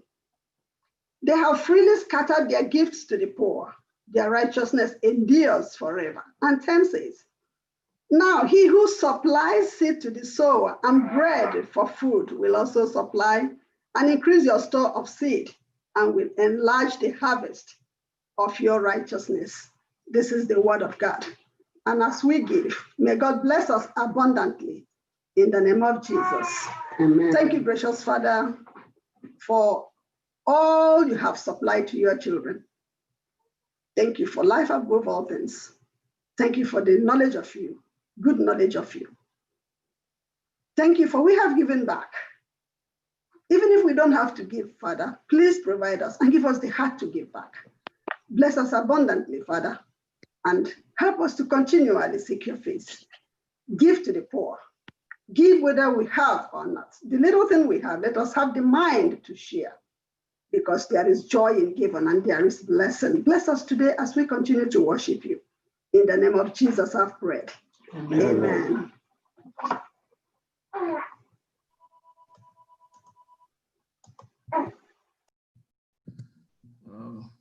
The Lord is good. All the time, the Lord is good. The preacher we have for the day is somebody that we know too well, that might not need to be introduced. This speaker has been with us for the last 1 week now, almost spending a lot of hours every day with us. We had known him before the time, and this period, he has spent 1 full week with us, and he's also willing to spend additional days ahead with God's family. We are not talking about any other person than our pastor, Evan Guantriga. He's our beloved pastor from Zimbabwe. He has sacrificed his time every day preaching to us, talking to us in our 40 days of prayer. And what we remark so much is the sacrifice he has been making. He wakes up by 3 a.m. in Zimbabwe to speak with us. And yesterday he woke up by 1 a.m. And I can tell you, he spends additional hours also with Pastor in preparation for the programs. He's no other person other than a very good friend of ours. And we're just using this time to introduce him and also to welcome everyone. And just before he preaches, we just want to add that the Solomon Singers have just notified us also that we'll be having a concert, their concert on November 7th on this, our platform, by 3 p.m. The flyer is already posted, and that will be a special day for the Solomon Singers and other concert. So before the pastor comes on stage to preach, we are going to play the choir song. Happy listening.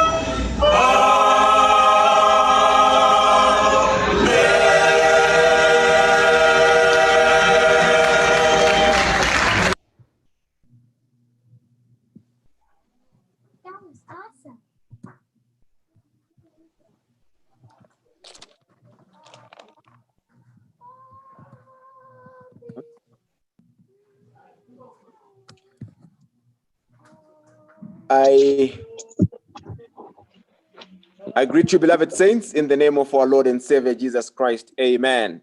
I want to believe, Elder Ugo, I can go ahead and speak. Is it my time now? Yes. Thank you. Thank you.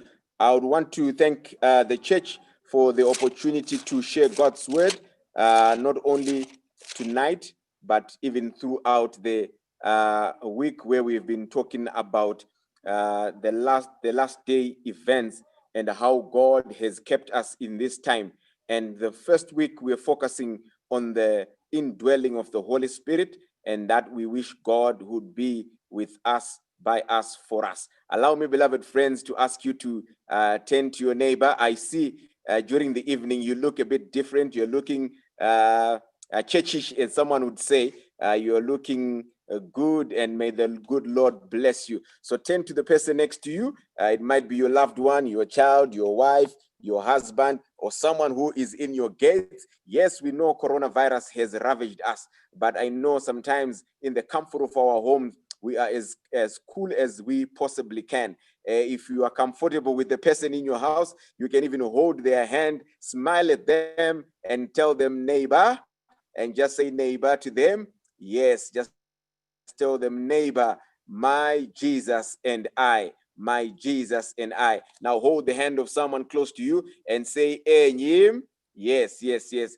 Make sure you smile, give them a Colgate smile. We call it a Colgate smile here in Africa, more so in Zimbabwe. And say Aboki, Oremi, and say in my local language, Mudikani, Tsalayami, Mwenzuma, Rafiki, Aspazomai, Adelphos, Monamui, Amigo, Mwenzuma, and then try a bit of English, say neighbor, and of course a bit of Chinese, and say ting tang, my Jesus and I, my Jesus and I. That's our sermon title for this evening, my Jesus and I. Shall I call you to bow your heads as we seek the Lord in prayer?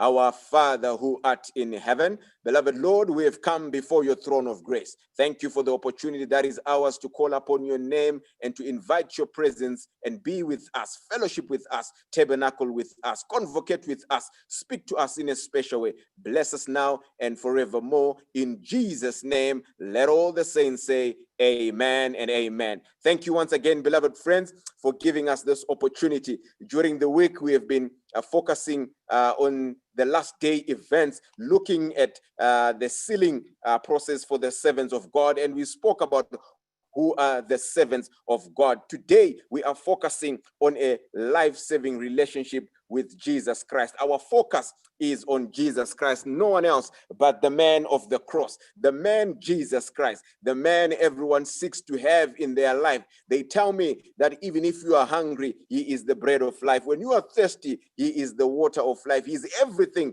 that we need. He even calls himself the great I am. What it means, he is what you want him to become in every situation, wherever you are. He's God who provides for everything that we so need in our life. So today we are going to focus on our relationship with this man, Jesus Christ. Our text of consideration, we are focusing on the book of Galatians chapter 2, verse number 20. Not only are we focusing on Galatians chapter 2, verse number 20, but we want to find why we must have a relationship with Jesus. This we'll find in a book that I love the most. But for now, let me just read this verse that will guide us into the discussion today. It simply says, I am crucified with Christ. Nevertheless, I live, not I, but Christ lives in me. And the life which I now live in the flesh, I live by the faith of the Son of God who loved me and gave himself for me. May the good Lord add a blessing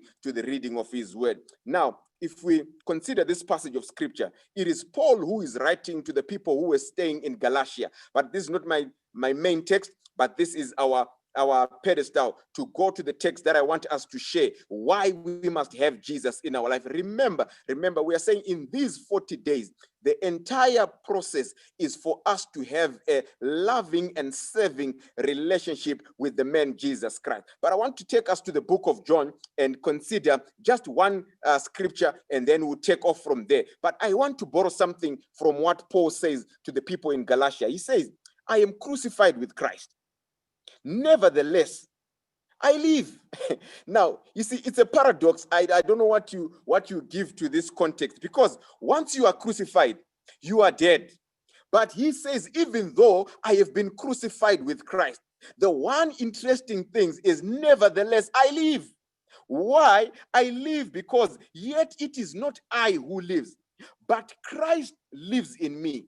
And the life which I now live in the flesh, I live by faith of the Son of God, who loved me and gave himself for me. Now, this particular text can actually be summarized by what we found on Mount Moriah when Abraham takes Isaac as an offering. You know, it is by faith that we actually believe that Isaac was actually offered as a sacrifice. So for him, he died in the spirit, not in the flesh, because this life, the journey that we want to begin, which we have set aside this 40 days, is not a journey that we live in the flesh. It is a spiritual journey. As we often say, spiritual things are spiritually discerned. Therefore, we ought to be crucified spiritually.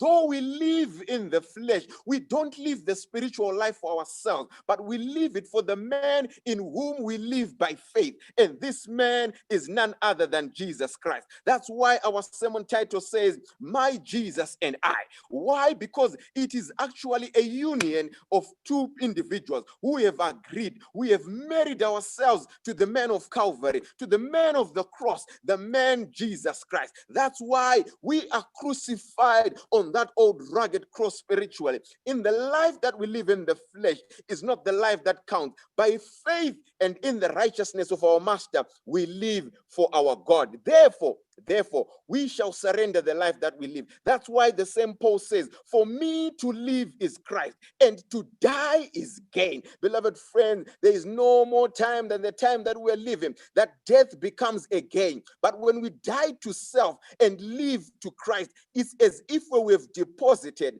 into eternity and reduced into this life that we live for only but a short time.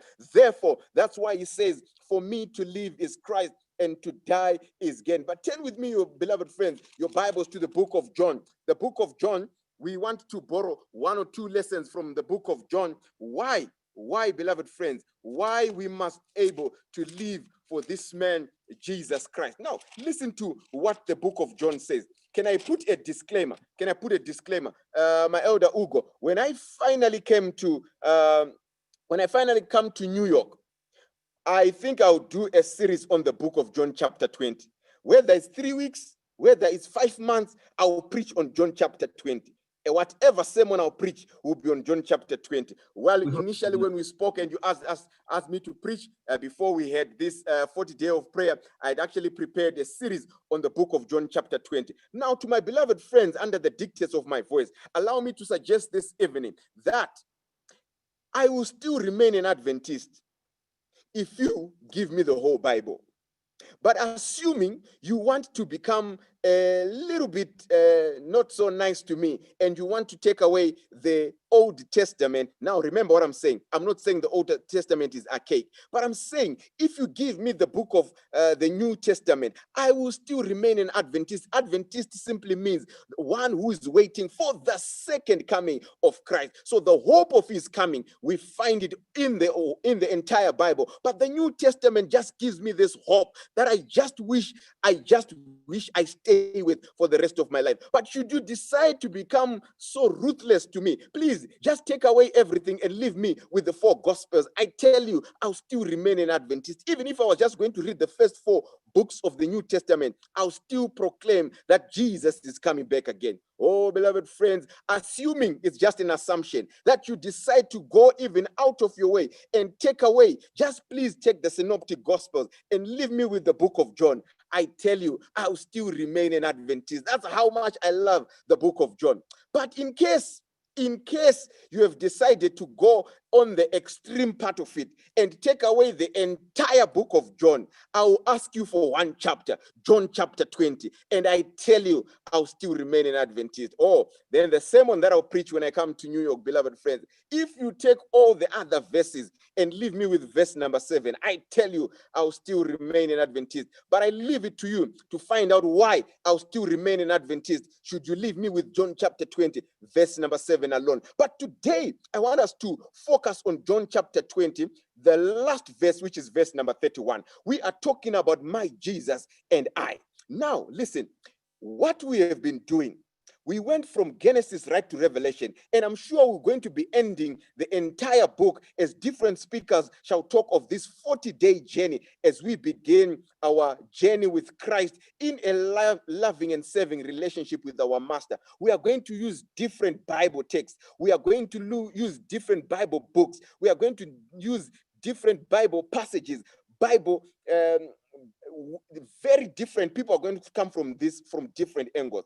But I like what John says in verse number 31. He says, oh, by the way, one of the things I like the book of John chapter 20, verse number 1 says, the first day of the week cometh Mary Magdalene early, when it was yet dark, to the sepulchre, seeing the stone taken away from, come on, I'm now even getting excited when I'm not even preaching from that chapter. Let me leave that outside. But one of the reasons why I like the book of John chapter 20, because in the book of John chapter 20, we see the resurrection of our Lord and Savior Jesus Christ. As one songwriter says, because he lives, I can face tomorrow. For that reason alone, I love the book of John chapter 20. You know what, beloved friends, go to the grave of Buddha. They'll tell you the day that he died, and you see that he is still in the grave. Go to Muhammad, go to anyone, Shito, everyone who died, who was a spiritual leader, they are still 6 feet under in the grave. But go to Palestine, go to Jerusalem, you find on the grave of Jesus, there is only the day that Jesus died, in the year AD 31. But the grave will tell you that the Master has resurrected. And for that reason, that my Jesus is a God who died, just to show us that there is hope in death, that one of these days the roll shall be called up yonder. I love this Jesus because I know he has the keys of death and Hades, and death has no place in my life. When death shall die, it is because the one who holds the keys of death is alive and alive forevermore. That's why I love the book of John. But for today, I want us to focus on John chapter 20, verse number 31. The Bible says, read the book of Genesis, read the book of Judges, read the book of Malachi, sing the songs of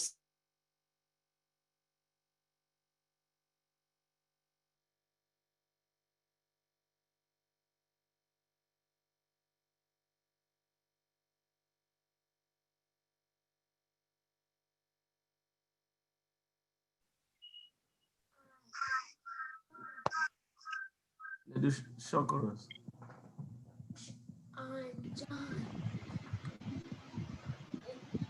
Imela esabiye bube.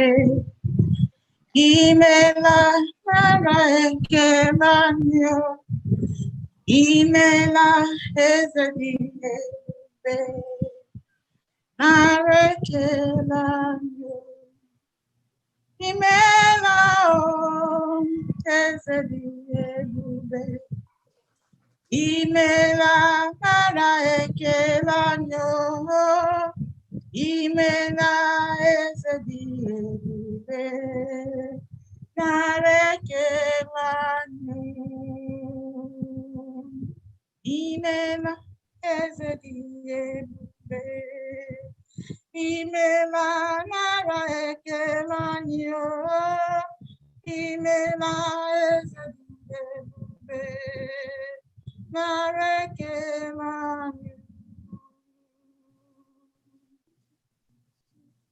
Ndibune, mandibuna, ununile, kele Jehovah, nina, agwaramsi, ugwalo, agakwani, unu mama, mama nimela, mama nimela, mama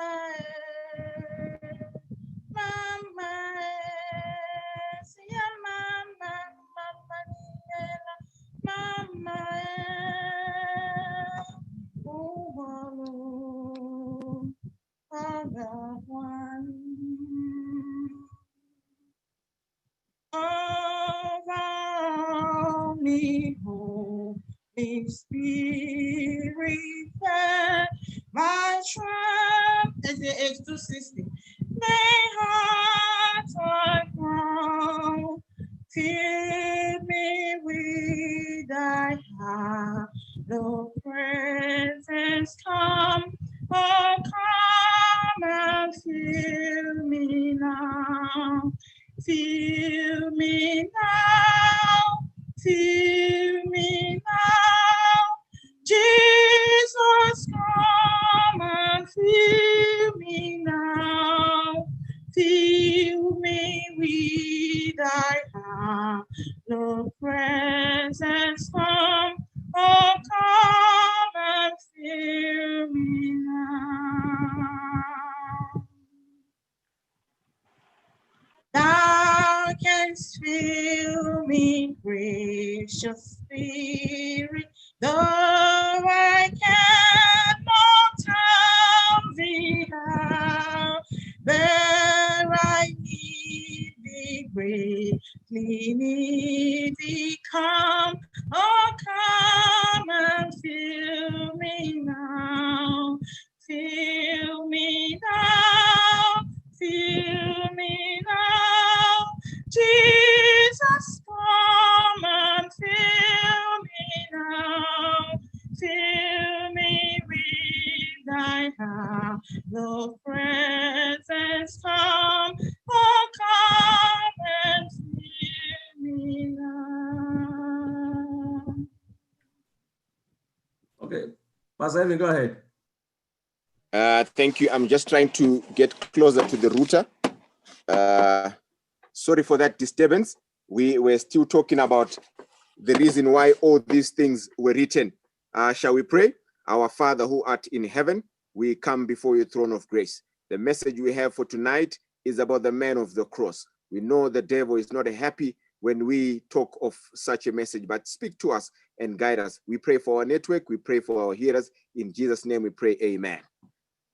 All right. Yes. So we were talking about why we need to have this Jesus with us in our journey. So I was about to read John chapter 21, verse 31. I'll read it again. The Bible says, but these things are written that you might believe that Jesus is the Christ, the Son of God, and that in believing you might have life through his name. Oh, beloved friends, allow me to suggest this evening that we have only one reason to have this journey with Jesus Christ. The reason why we are reading the Bible, the reason why we take a journey of a 40 days for a spiritual revival, for asking that the Spirit might fall afresh on us, that we might be filled of the Holy Spirit, is for one and one reason. These things are written that you might believe that Jesus is the Christ, the Son of God, and that in believing you might have life through his name and you might have it eternally. Oh, beloved friends, do you know why we wake up at 3 in the morning here in Zimbabwe to join you at 9 in the evening?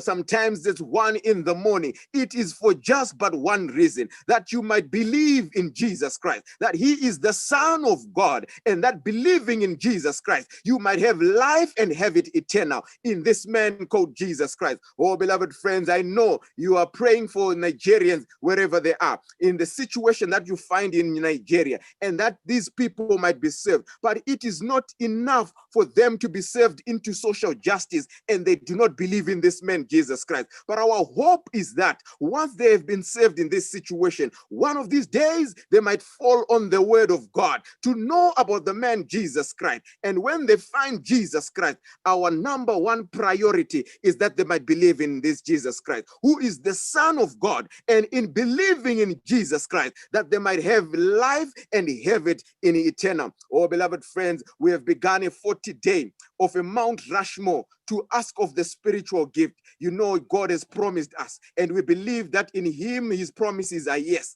and in him his promises are amen. Once we have the promises of God, it is not enough if we don't believe in Jesus Christ, because if we do believe in Jesus Christ, I tell you, beloved friends, we live not for ourselves, but we live for this man, Jesus Christ. A story is told about one man who was a very great painter. I'm told that this man, even though he loved painting, he lived after the time of the Donatellos, the Michelangelo, and the people who were so good in artistic design. But this man, because he loved to draw, he said he only had one son. And his one son was the only one. And the wife, who was the mother of this son, died when he was only young. And this man never remarried, but he lived and he loved his son. He would do anything for his son. Oh, I hope this story sounds familiar about a father who loves his child. And because he loved his son was such a hero to him. And he decided, you know what, Father, I want to redeem our people who are lavishing in this situation where we are. And I'm told that people are going for war. I want to go for war and fight for my people. So when he went for war, this man, this boy, the father said to the man, please, I want you to carry this portrait. This portrait is a picture of you. It's the one that I drew. And I would want you to remember me every time you go into battle to fight this war. And the son says, thank you, Daddy. So he carried the picture that the father had drawn. So he went for, but alas, hey ho, things didn't go the way that he had planned, to go and fight for his people, to redeem them and come back home. And unfortunately, he laid down his life for his friends. That's why John says, greater love has no man than this, that a friend would lay down his life for his friends. And one of his friends, remember that this boy every day, you'd look at this portrait before you'd go for war. So he took the portrait and went back to their motherland, looked for the father. The father was a rich man, and he said, you know what, your son would always look at this picture. I'm sure he loved it so much. And this is the picture he last saw before we went for battle. So the man took the picture, he had tears on his eyes, and then strolled down the cheek, and he kept the picture. Now he removed all those pictures by Michelangelo, Donatello, and all these great artists, and he put the picture of the son right in the middle. But now this man lost his wife. This man lost his child. He was now only by himself, but the man was filthy rich. And then he got cancer, and he knew he had not enough time to live on this planet Earth. So he called his butler, and he said to his butler, you know what, go and call my lawyer. So they went and took the lawyer. He came to the house. So he said to the lawyer, now listen, man, I don't know how long I have on this planet Earth, but I know people would love the artifacts that I have. I have got beautiful cars. I've got Bentley's Phantom 8 parked in my garage. I have got the latest cars. I have got the nicest pictures that were drawn by great people. And I know people would want to buy these artifacts. Even my empire, my palace, everything, people would want to do it. But on the day when these things are auctioned, since I don't have an heir, since I don't have anyone to give to you, please make sure that the first thing that you do is you auction the picture of my son. For I loved my son so much. And the butler was listening, and the lawyer said, okay, say, I'll do it. So he gave him a closed envelope, and it was sealed. And this envelope was going to be sealed after he dies, on the day when his things were going to be auctioned. And lo and behold, as time and fate would have it, this old rich man passed on. And then people knew that he had passed on. And they knew that he had not replicas, but the original of some of these things that were drawn by mighty men who knew the fine arts, how to work with their hands. They knew he had beautiful cars. They knew he had a nice palace. They knew, and they said, now we are going to buy the best of the artifacts that this man had. So they came to the day of the auction, as it was paraded in the newspapers, in the tabloids, in all the virtual platforms. People gathered at his beautiful golf course just to wait to buy the cars, the paintings, the homes, and all the nice things that you find in rich people's houses.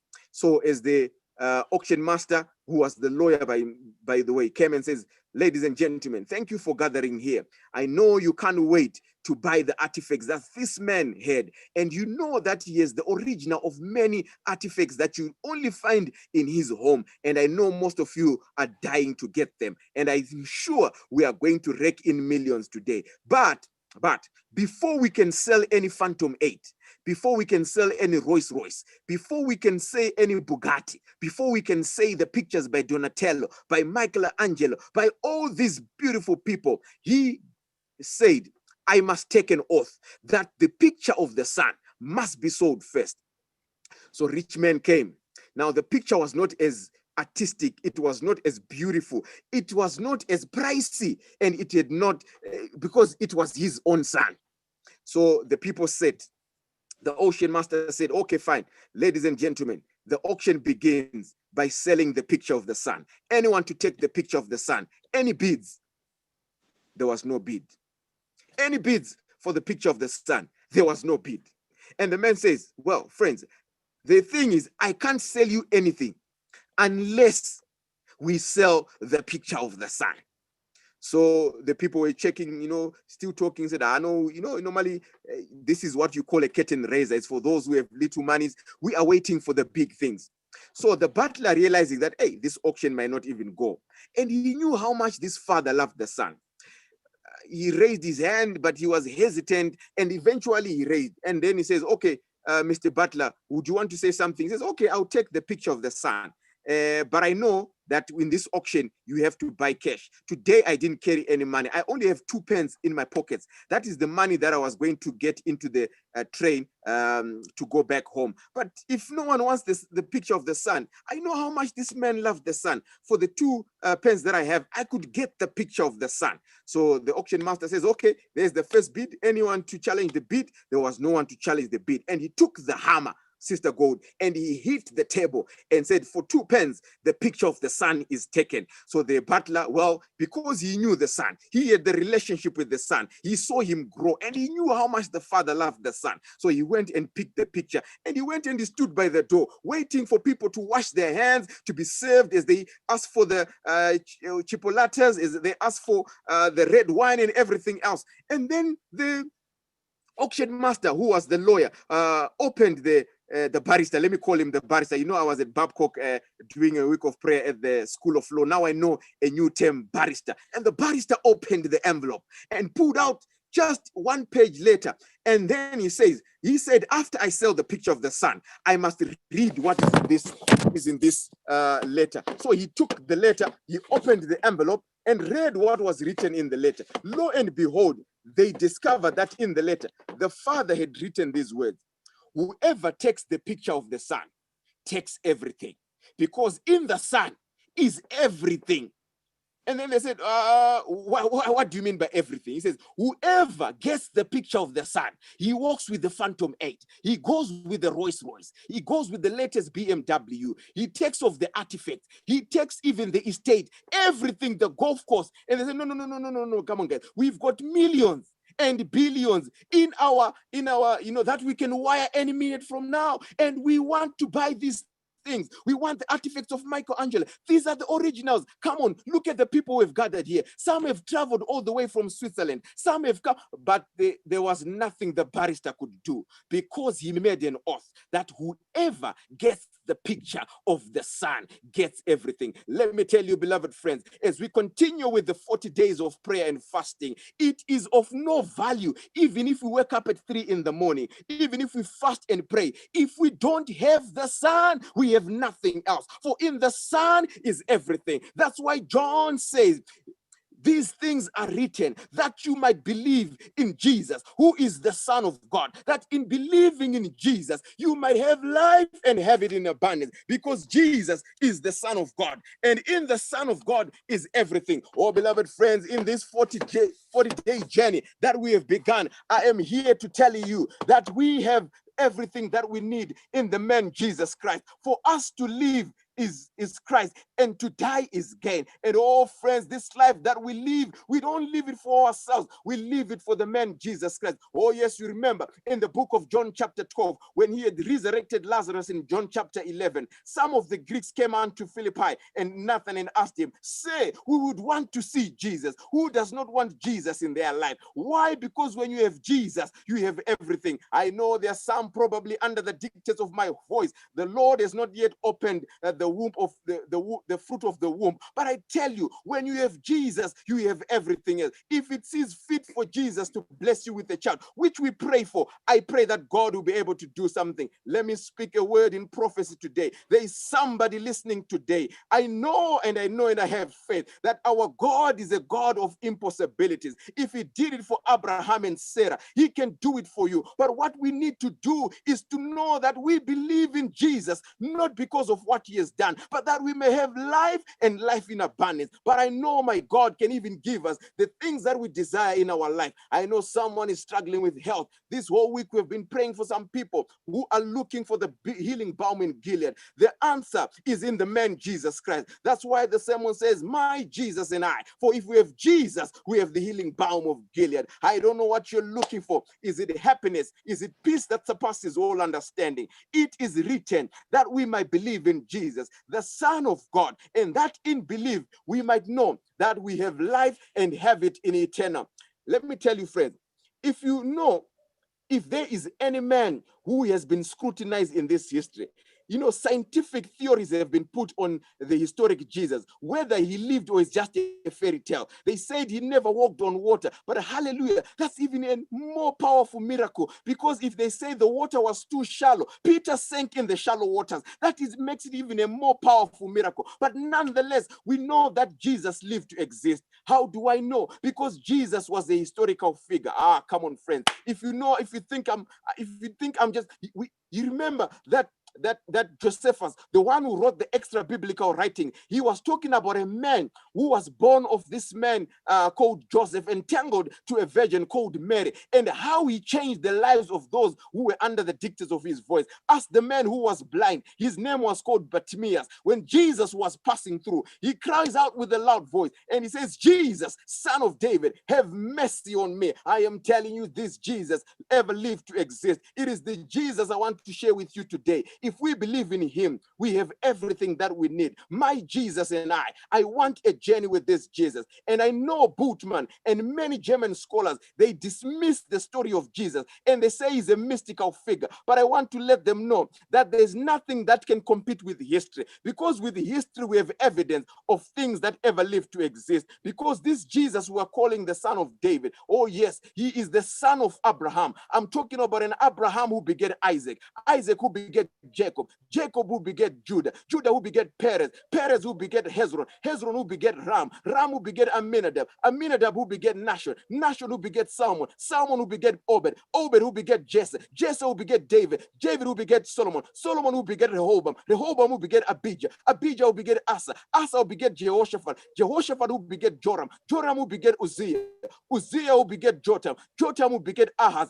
Ahaz who begat Hezekiah, Hezekiah who begat Manasseh, Manasseh who begat Josiah, Josiah who begat Jeconiah, Jeconiah who begat Shooter, Shooter who begat Zerubbabel, Zerubbabel who begat Abiad, Abiad who begat Eliakim, Eliakim who begat Azo, Azo who begat Zadok, Zadok who begat Eliad, Eliad who begat Eliezer, Eliezer who begat Matan, Matan who begat Jacob, Jacob who begat Joseph. This Joseph was entangled to a virgin called Mary, and the two of them gave birth to this man we call Jesus. My Jesus and I. If I have Jesus, I have everything I so need in my life. I want to talk to someone today, oh beloved friend, that do not worry about what you're facing today. We have a Jesus who is in the business of saving his children. And this Jesus, oh beloved friend, is there for us to live by him. Oh beloved friends, let me remind you once again, we are new creatures in Christ Jesus. That's why Paul says, for me to live is Christ and to die is gain. And this Jesus is everything that we need. As John has said, from the covers of Genesis right to the book of Revelation, we are just told of this man Jesus, who in Genesis is God the creator, in Exodus is the Passover lamb,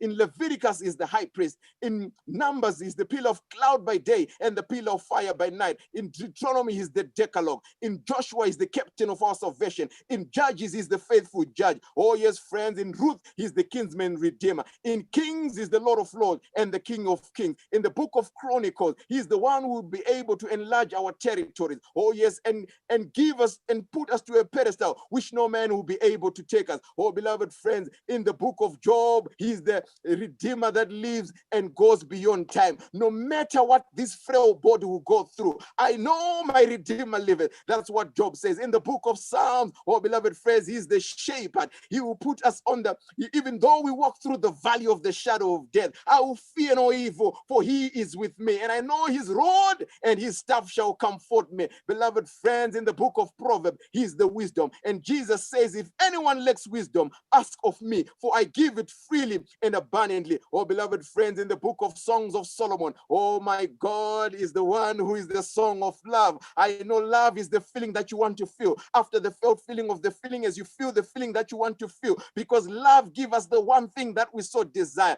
Find him in the book of Songs of Solomon. He'll tell you, oh daughter of Jerusalem. He'll tell you, oh husband, that you ought to be a faithful man. In the book of Isaiah, he is the Prince of Peace. Ah, come on, beloved friends. If there is anything we desire in this time, it is peace that surpasses all understanding.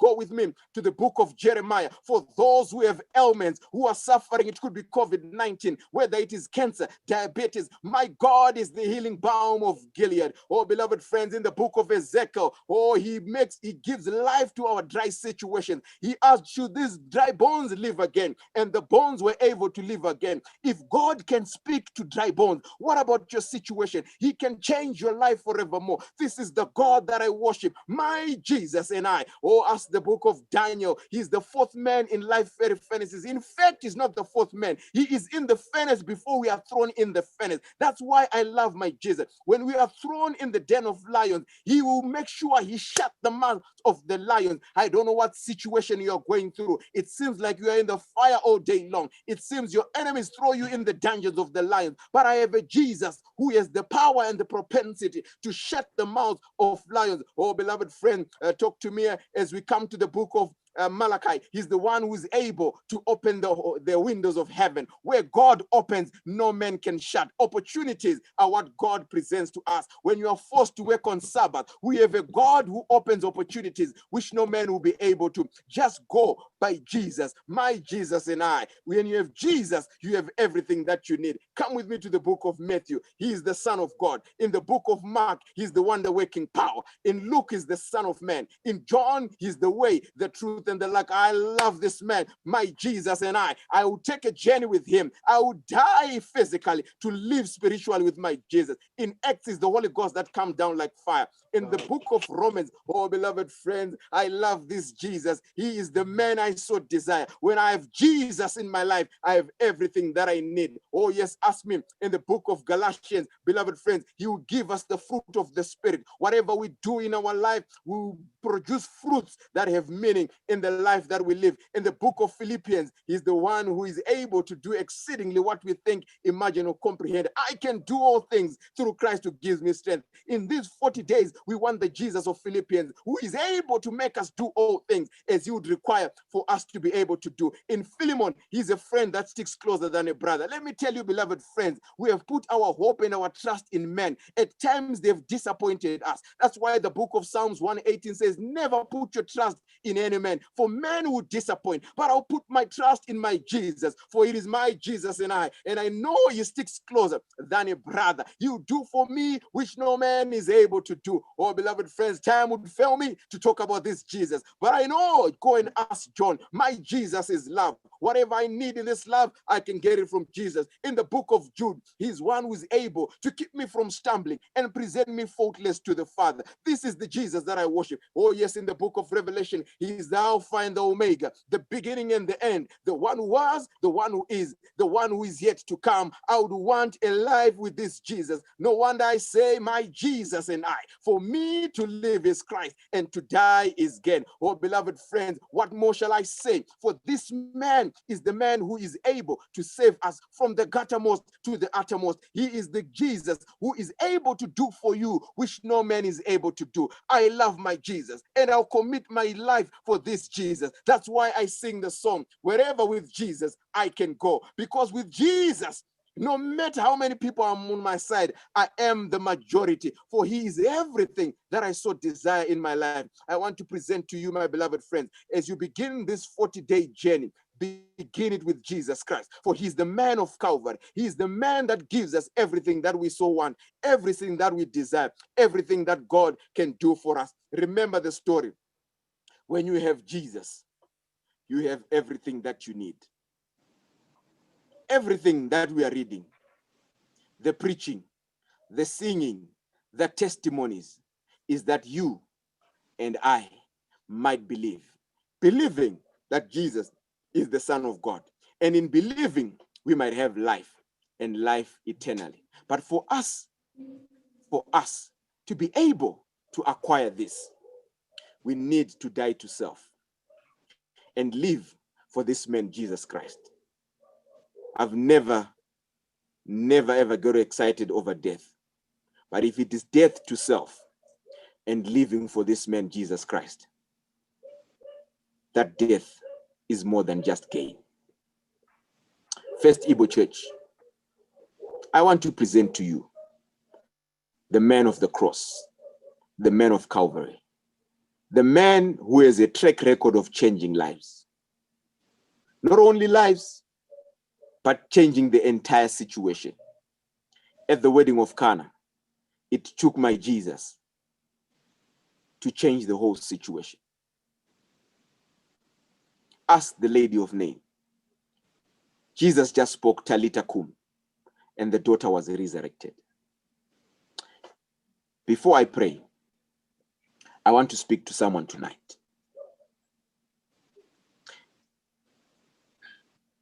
No matter our efforts to have a spiritual revival in these 40 days, if we go on this journey in our strength, if we go on this journey on our wisdom, if we go on this journey on our past victories, we go amiss. May your song be my Jesus and I. Wherever my Jesus is, I will be there also. I want to pray with someone tonight. Oh, it's night here in Zimbabwe, but I know it's afternoon. Pardon me for that one. But I want to pray with someone this afternoon in New York and this evening in Zimbabwe. You are there. You are saying, Lord, I have discovered he who has the Son has everything. Even our journey for these 40 days becomes fruitless if we don't go with Jesus. You are saying, let this song be a song of my heart, my Jesus and I, for he is everything that I so desire. I know situations vary. I've been listening to some prayer requests. We have been praying and crying to the altar of the Lord. But in your situation, face your giants with the Lord, and you know you'll find peace that surpasses all understanding. I want to present the man Jesus.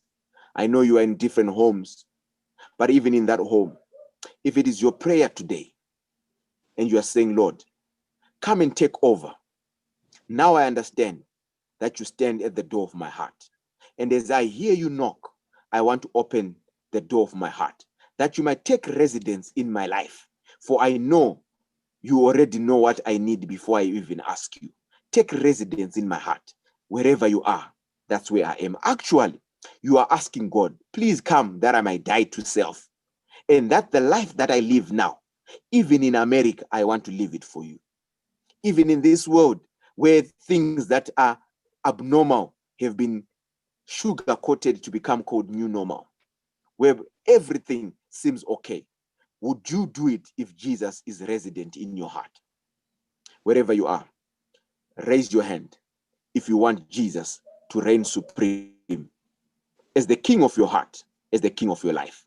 In fact, what I'm calling you to die. Tonight, this afternoon in New York, I'm inviting someone who's saying, Master, I want to die today because I am dying to me, but I want to be resurrected anew in you. So that when people say, he who is in Christ is a new creature, they will refer to me. I want to be a written episode.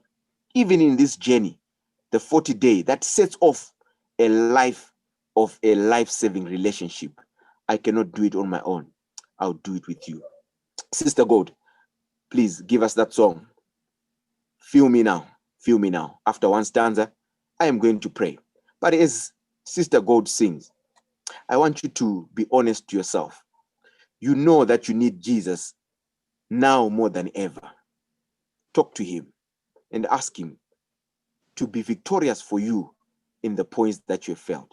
For I tell you, he who has Jesus has everything. Sister God. Over me, His Spirit, my trembling heart.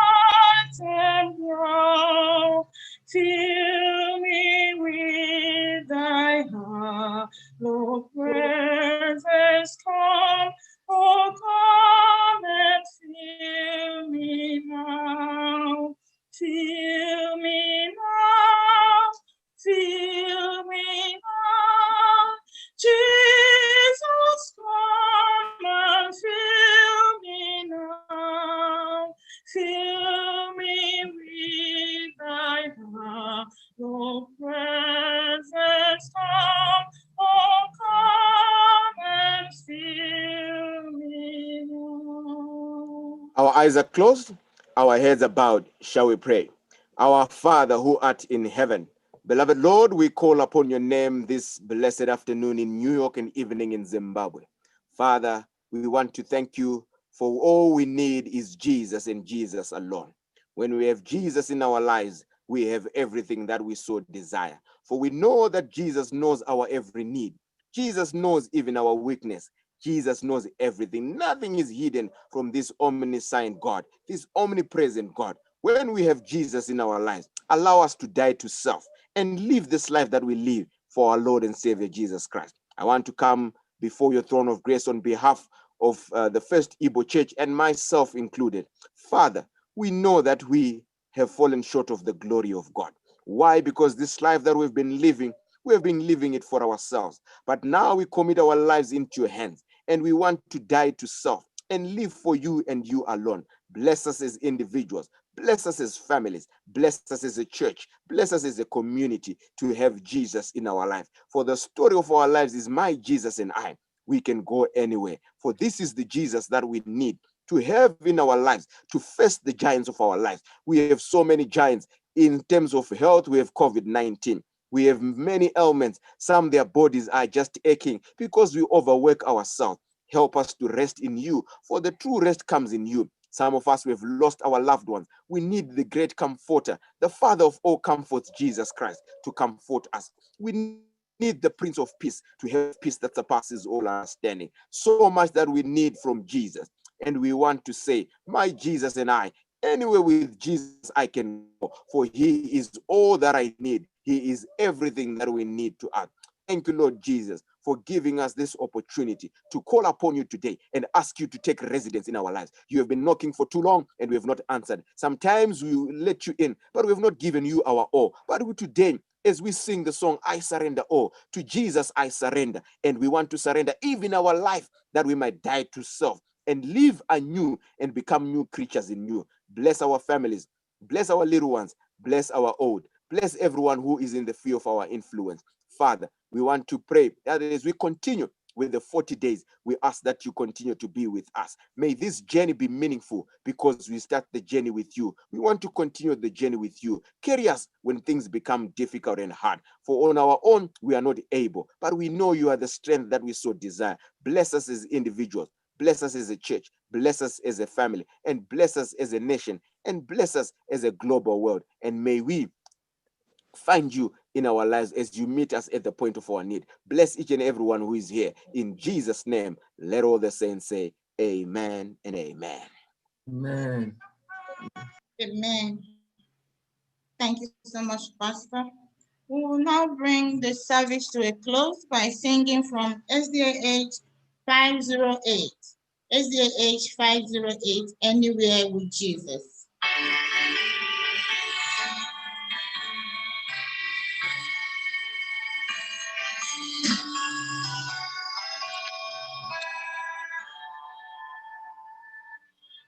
Anywhere with Jesus, I can safely go.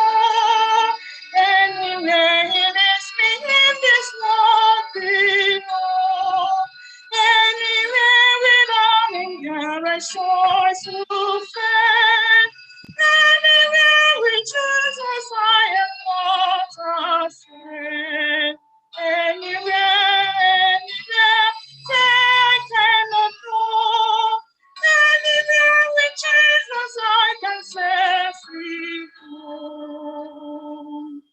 Anywhere with Jesus, I am not alone. All the friends may tell me he is there on my own.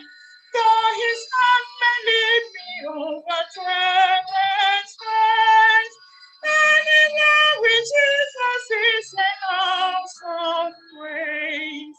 Anywhere, anywhere, say I cannot go. Anywhere with Jesus I will set me go. Anywhere with Jesus I can go to sleep when the darkness shadows round about me free, knowing I shall wake in nevermore to run. Anywhere with Jesus will be home, sweet home. Anywhere, anywhere, I cannot go. Anywhere with Jesus I can safely go. Anywhere, anywhere, fear I cannot know. Anywhere with Jesus I can safely go. Amen.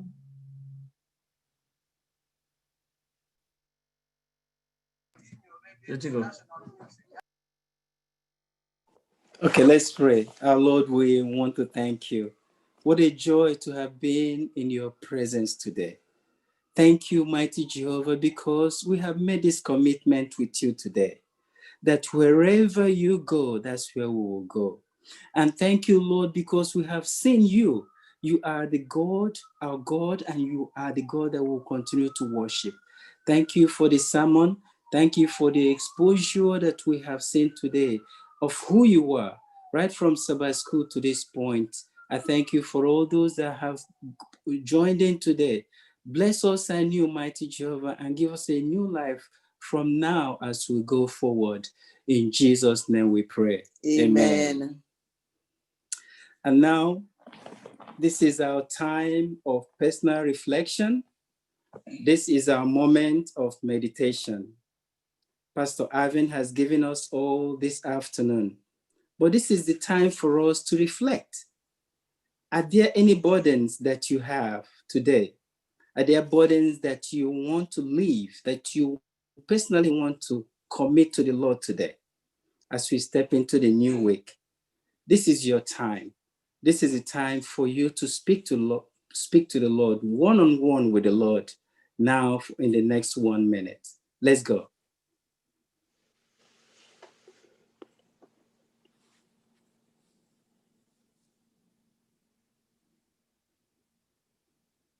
Be my Savior, your soul, my love may be. Where thou go, west I will follow. Yes, my Lord. Begin to round up. I'll follow thee. I will follow thee, my Savior. Thou didst shed thy blood for me, and all men should forsake thee. By thy grace I'll follow thee. And now I pray that the great burden bearer hears your prayer today. And now may our great shepherd lead us through the week, the coming week, and lead us through all the green pastures as we walk through. Remove all hindrances in our way, in Jesus' name. Amen. Now go with the assurance that the Lord will be your guide, will be your butler, will be your shield in the coming week. Amen. Amen. Amen. Now we're going to transition to our potluck. And I don't think that Pastor Ivan is a stranger to us, but I would just want him to tell us a little more about himself as we go one after the other from family to family, to say greetings to each one. Pastor Ivan. Okay, let me see. Oh yeah, my mic is on. Yes. So my good elder, can I ask one request? Yes, go ahead. Elder Nkwa, here in Zimbabwe, we have opened our churches. Okay. Like I mentioned. Yes. Yes. So I was just doing a program at another church. It's Creation Sabbath. So I was Right. doing a program for kids. So we are going to be together until Friday, I believe. I think Yes. Elder Udo has been generous to me to speak a bit of more Igbo. So he gave me more days to learn about Igbo. So before I tell you about myself, please forgive me as soon as I finish speaking, because I'm a little bit far away from home, and it's now evening. So after I leave, I might not be able to partake of the potluck, but Very you can through Brother Ugo send the jollof rice, the zobo juice, the pepper, and the you call it yamarita. Yes, yamarita. You send it through WhatsApp. I will enjoy it. Well, friends, my name is Pastor Ivan. I am the first Igbo to be born in Zimbabwe. I don't know how it happened. I'm an Igbo born in Zimbabwe, but yes, my true citizenship is in Nigeria, in Aba. I think I was given a piece of land by the governor there. I'm just waiting for me to get my passport and my and my true citizenship. Then I'll move to Aba. Well, Wow. I'm a Zimbabwean by birth. Like I said, my family is not very big. We've got 2 little kids. Maybe that's why I didn't travel with them. Because of this COVID-19, I just had to come on my own. My son is called Shekinah. He's the firstborn. He's 7 years old. Shekinah means the glory of God. Our daughter is called Shaina. It means the beauty of God. My wife is called Silindiwe. It's a Ndebele name, which means that we are waiting for the coming of our Lord and Savior. Amen. So I'm the only one who doesn't have a church name. I don't even know why they, unless if you, okay, I don't know how these guys knew that, I was given this name in Aba, Okezi, that's my other name. I think I was honored to be named after the governor. Oh, the governor was named after me, by the way. Sorry, I think I need to reverse that. It was the governor who was named after me. I love working with children. I think that's where my passion is actually. If you tell people in Zimbabwe that we got a preacher from Zimbabwe, his name is Pastor Ivy, they will be surprised because half of them have never heard me preach. They just know me by telling children stories. So I've worked for this church for 10 years. And here in Zimbabwe, I think I've only done 1 week of prayer. It was a women's week of prayer. They could not find another preacher to preach. Then they said, maybe let's just ask this guy, since I was a chaplain there. So when you tell them here that, we have a preacher in Zimbabwe, they will laugh at you. Say, no, that guy just tells children's stories. So I've written a couple of children's story books. Wow. I think 7, if I'm not mistaken. Wow. And I also do audios. That's actually, I think I find my passion is working with children. That's what I like doing. However, because I'm working at the conference as a youth director, I've also started working with the older, younger people. They are very complicated, but I'm enjoying the youth. So if you have young people there, they are giving you problems, just give me your number. I'll definitely deal with them thoroughly. So I'm serving the conference as a youth director. I think this is my final month. Next year, I think God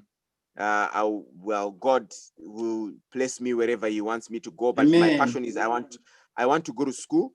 I want to study at Andrews University. Last year, when I came for the Kempori in Oshkosh, I had an opportunity to go to Andrews. I liked what they have. So it has been my dream, my passion. I want to go and study and be able to save.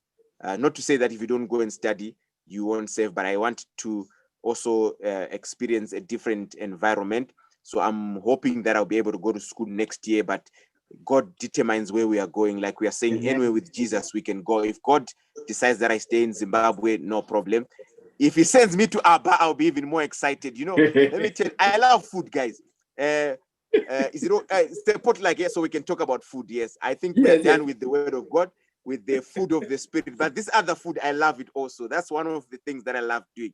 So if ever I come to New York, forget about everything else. Don't take me to you call it what, 48 flags. I don't know, that thing that make you spin.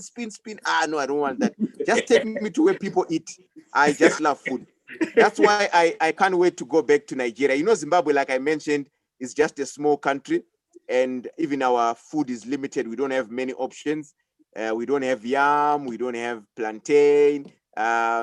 We don't have zobo. We don't have, we don't even have jollof rice, even if it's man-made. I mean, that's how Zimbabwe is, but I love food. We don't have pepe in Zimbabwe, by the way, yeah? Yeah. So my first experience with pepe was in Nigeria. I won't tell you my first experience, but I think now I'm used. If you cook pepe for me, I will love it. I love my family as well. I love my wife. I love my kids. And I love FirstIgbo Church. Sometimes, you know, when I'm not doing anything, I think you always see me joining you. Nowadays, I normally go on YouTube because YouTube, I think it's clearer than Zoom. But once in a while, I come on Zoom. I love the way you sing.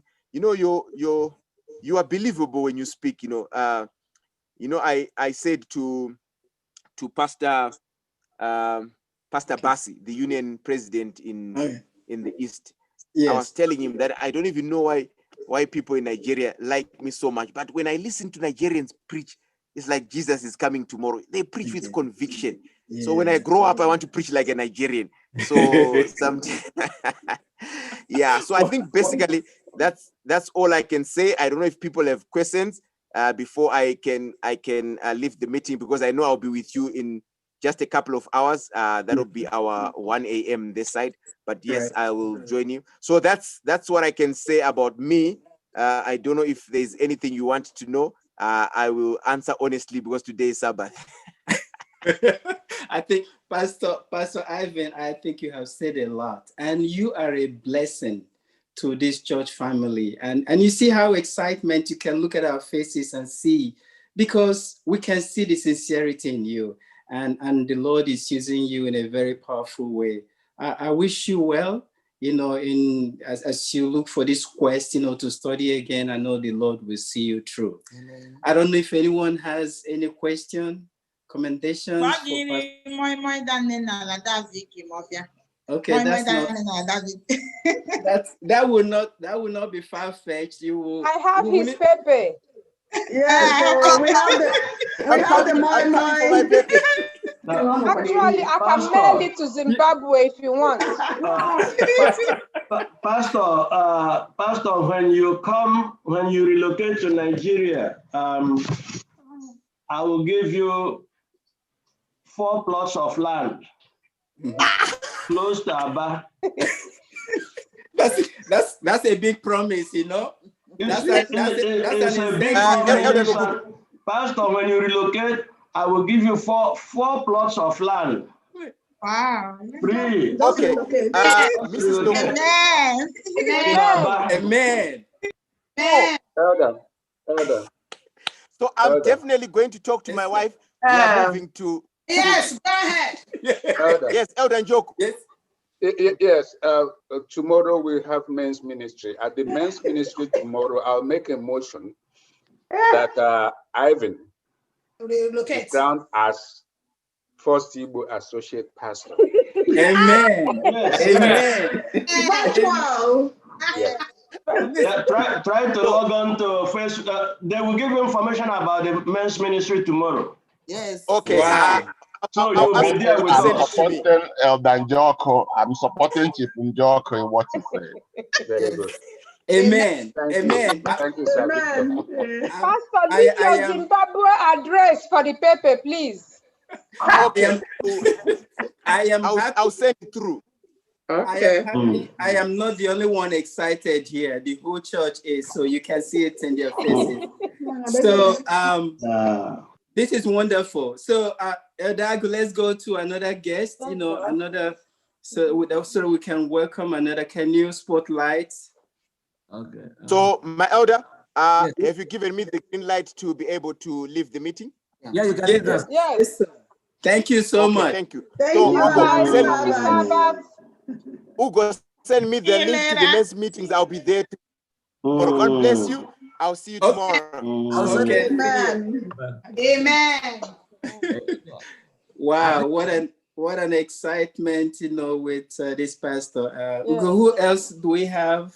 The visitors. Okay, ma. Okay, Mama. Moto G6. Oh, I have grace. I love you. Onye ọmọ ọgọrọ mbọsị Wow. Chicago. Happy Sabbath. Happy Sabbath. Iye bole da kokwa di ebe no. La Chicago da mana la Chicago. Amen. Amen. Good to have you, Mama. Obi atogbola anya hu ta bia kwa do next week bukwa another week nna. Ugo chukwu agala ndotu ya. Salozia lala. Salozia ndi ewe no na Chicago Church. Okay. Abo magi nwampa o. Oh, Nene. I want to see you face to face.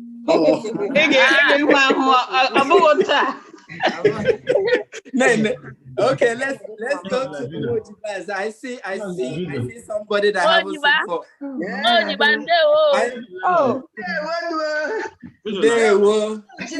Welcome back. Welcome back. Thank you. That's another one.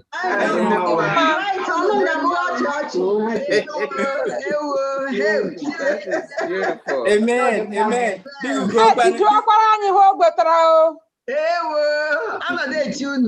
Yes. Amen. Nice to have you back. Let's go to another guest, Hugo. Okay, I saw Beats Wokoma. I saw you food today. What a joy. You're looking handsome every day.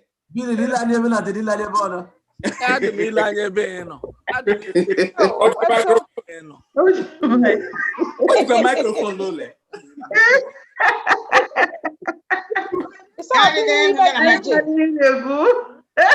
You the muted. Make yourself on mute.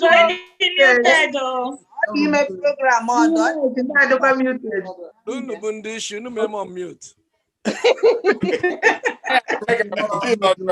Unu jiji jimma okunu bu ila mmeri.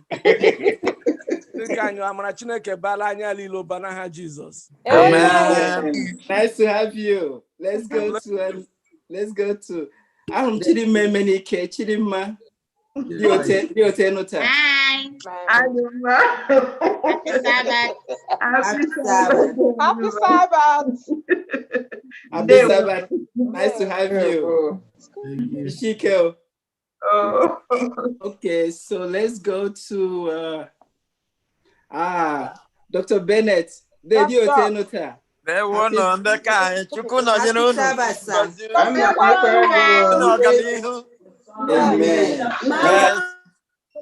Amen. Cecilia. Oh, Adama. Imela. Yes, sir. Okay, that Julie. Oh, Julie.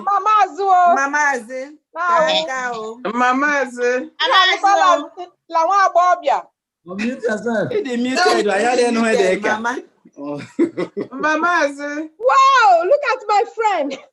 I'm so sorry. Jesus. Amen. Mama, you're looking good. Thank you so much. Oh, thank you. Yes. Neighbor. Okay. Neighbor. Okay, neighbor. Can I be neighbor? Neighbor, do you tell us? This is Christ. It doesn't have Jesus. Amen. Oni, you look good today. The Matthew, Oni. That you go one leg, you go back. Okay, Malody.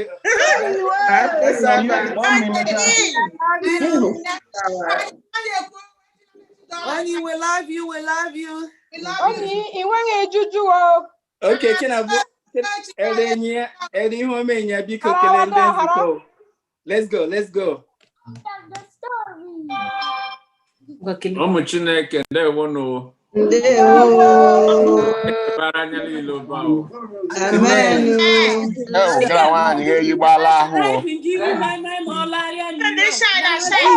Yes. Okay. Yes. That's a bit. Okay, let's go to Sister Wogugo. Sister Wogugo, Kalendenziko. Ka ngọzi nke Chineke binyere anyị niile ebi ebi n'aha Jizọs. Amen. Amen. Oh, okay. Nkwa kelenu ndị ka. Ka amara Chineke bara anya niile ụba n'aha Jizọs. Amen. Happy Sabbath. And pass. Okay, so where are we? Ozi la di uche ngwa unu kele. Odata onu. Ozi. Happy Sabbath. Our system just shut down. After the host, Umerani something. I don't know.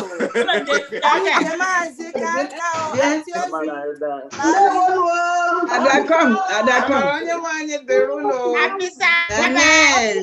Amen. Happy Sabbath. Okay. Sister, makele ndezuko. Ndezuko na-abịala Chineke anyị nọnyere anyị n'otu n'otu ekpere anyị ruo ebe Chineke nọ.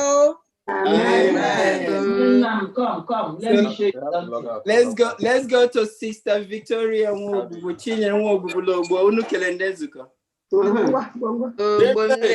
Ndewo Chineke gọzie anyị n'aha Jizọs.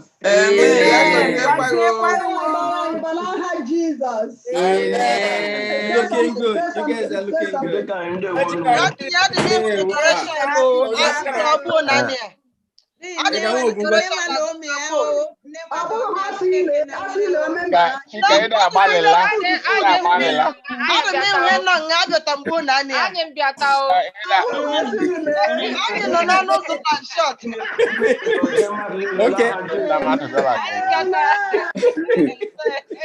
Okay, let's go to the next family.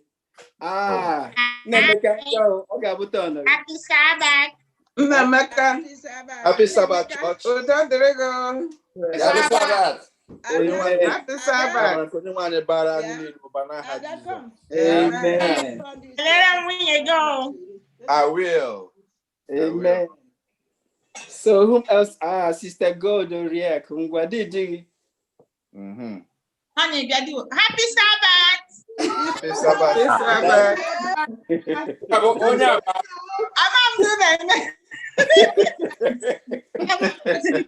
Amen.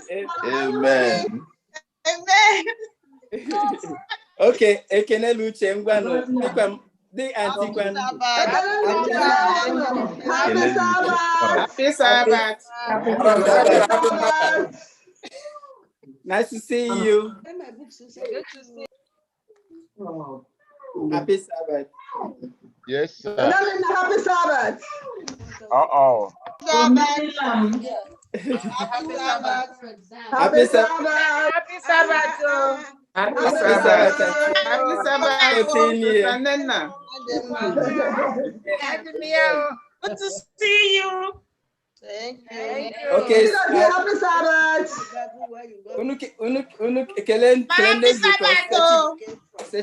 Happy Sabbath. Jesus.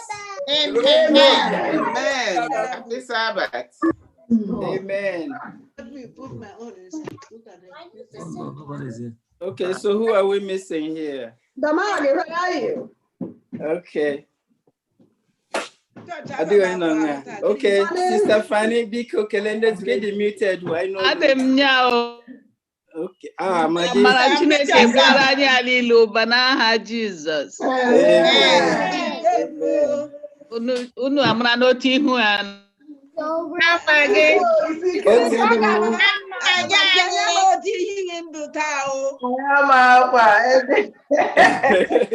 Otina de bad. God's your strength. Amagay, we love you. Okay. Come again. Let's go. Adam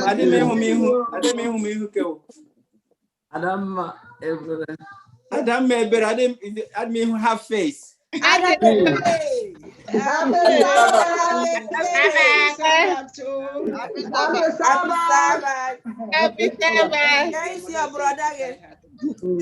Sabbath. Okay. Okay, Dr. Angucha, I'm laying on Ngata, Kelenda Zuko. Happy Sabbath, Doctor. All the kids muted. Muted. Okay, sorry. Happy Sabbath, you. Happy Sabbath. I just but I'm sorry, let me stream church. I thought like I food but let me say me order. Doctor, you are coming from call. We can see the blessing of the Sabbath. Yeah, happy Sabbath. Thank you. Okay, thank you. Thank you for saving. Okay, let's go to Victor. Savito Kelende Zuko. You are muted. Mute. Open. Anya de no. Ekele dere na Jesus. Amen. Vicky.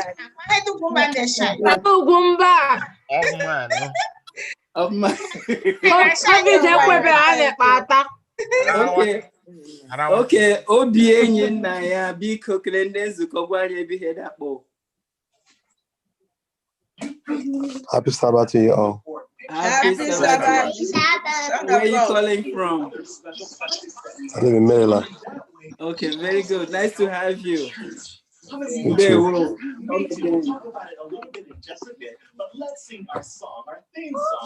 Okay, the vocal chairs. Oliver, nice job today. Happy Sabbath. Happy Sabbath. Happy Sabbath, everybody.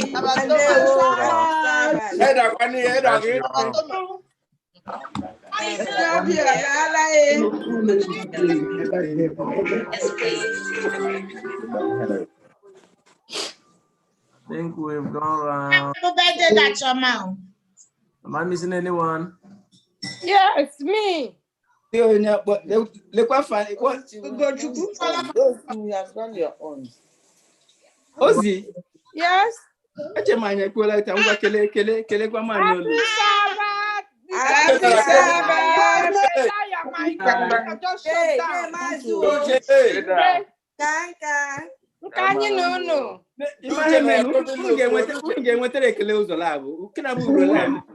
Yes, so because they are special. Don't worry. Okay, very good. Ugo, are we fine, Ugo? But like that, today is our birthday. Happy birthday to you. Happy birthday to you. Happy birthday. Happy birthday.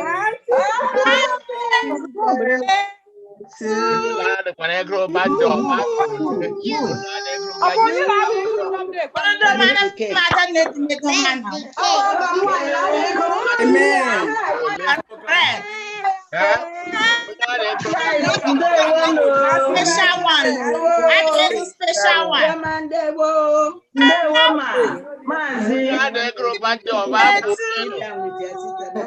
Happy birthday. Happy birthday to my lady. Happy birthday to you. I love you so much. I love you so much. Okay. I cannot tell it all.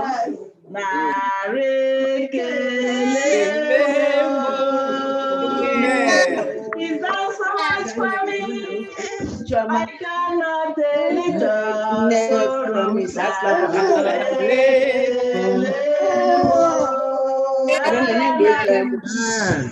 Amen.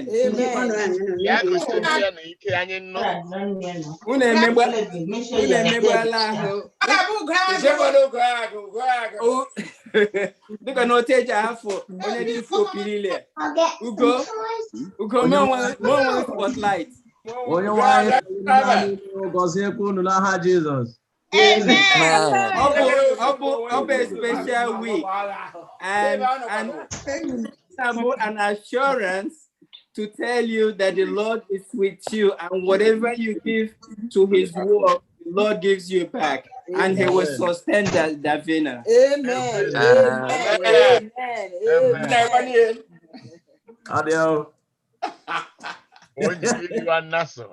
July.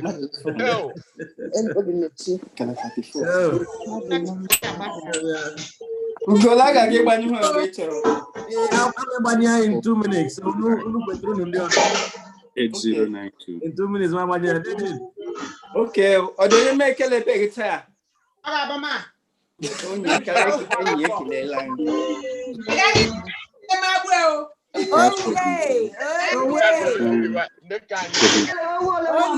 we love you. We love you.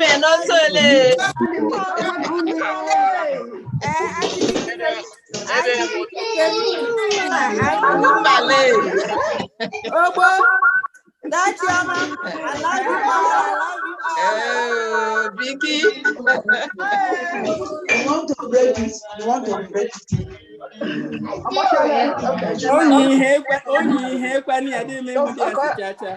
Okay, I'm leaving the.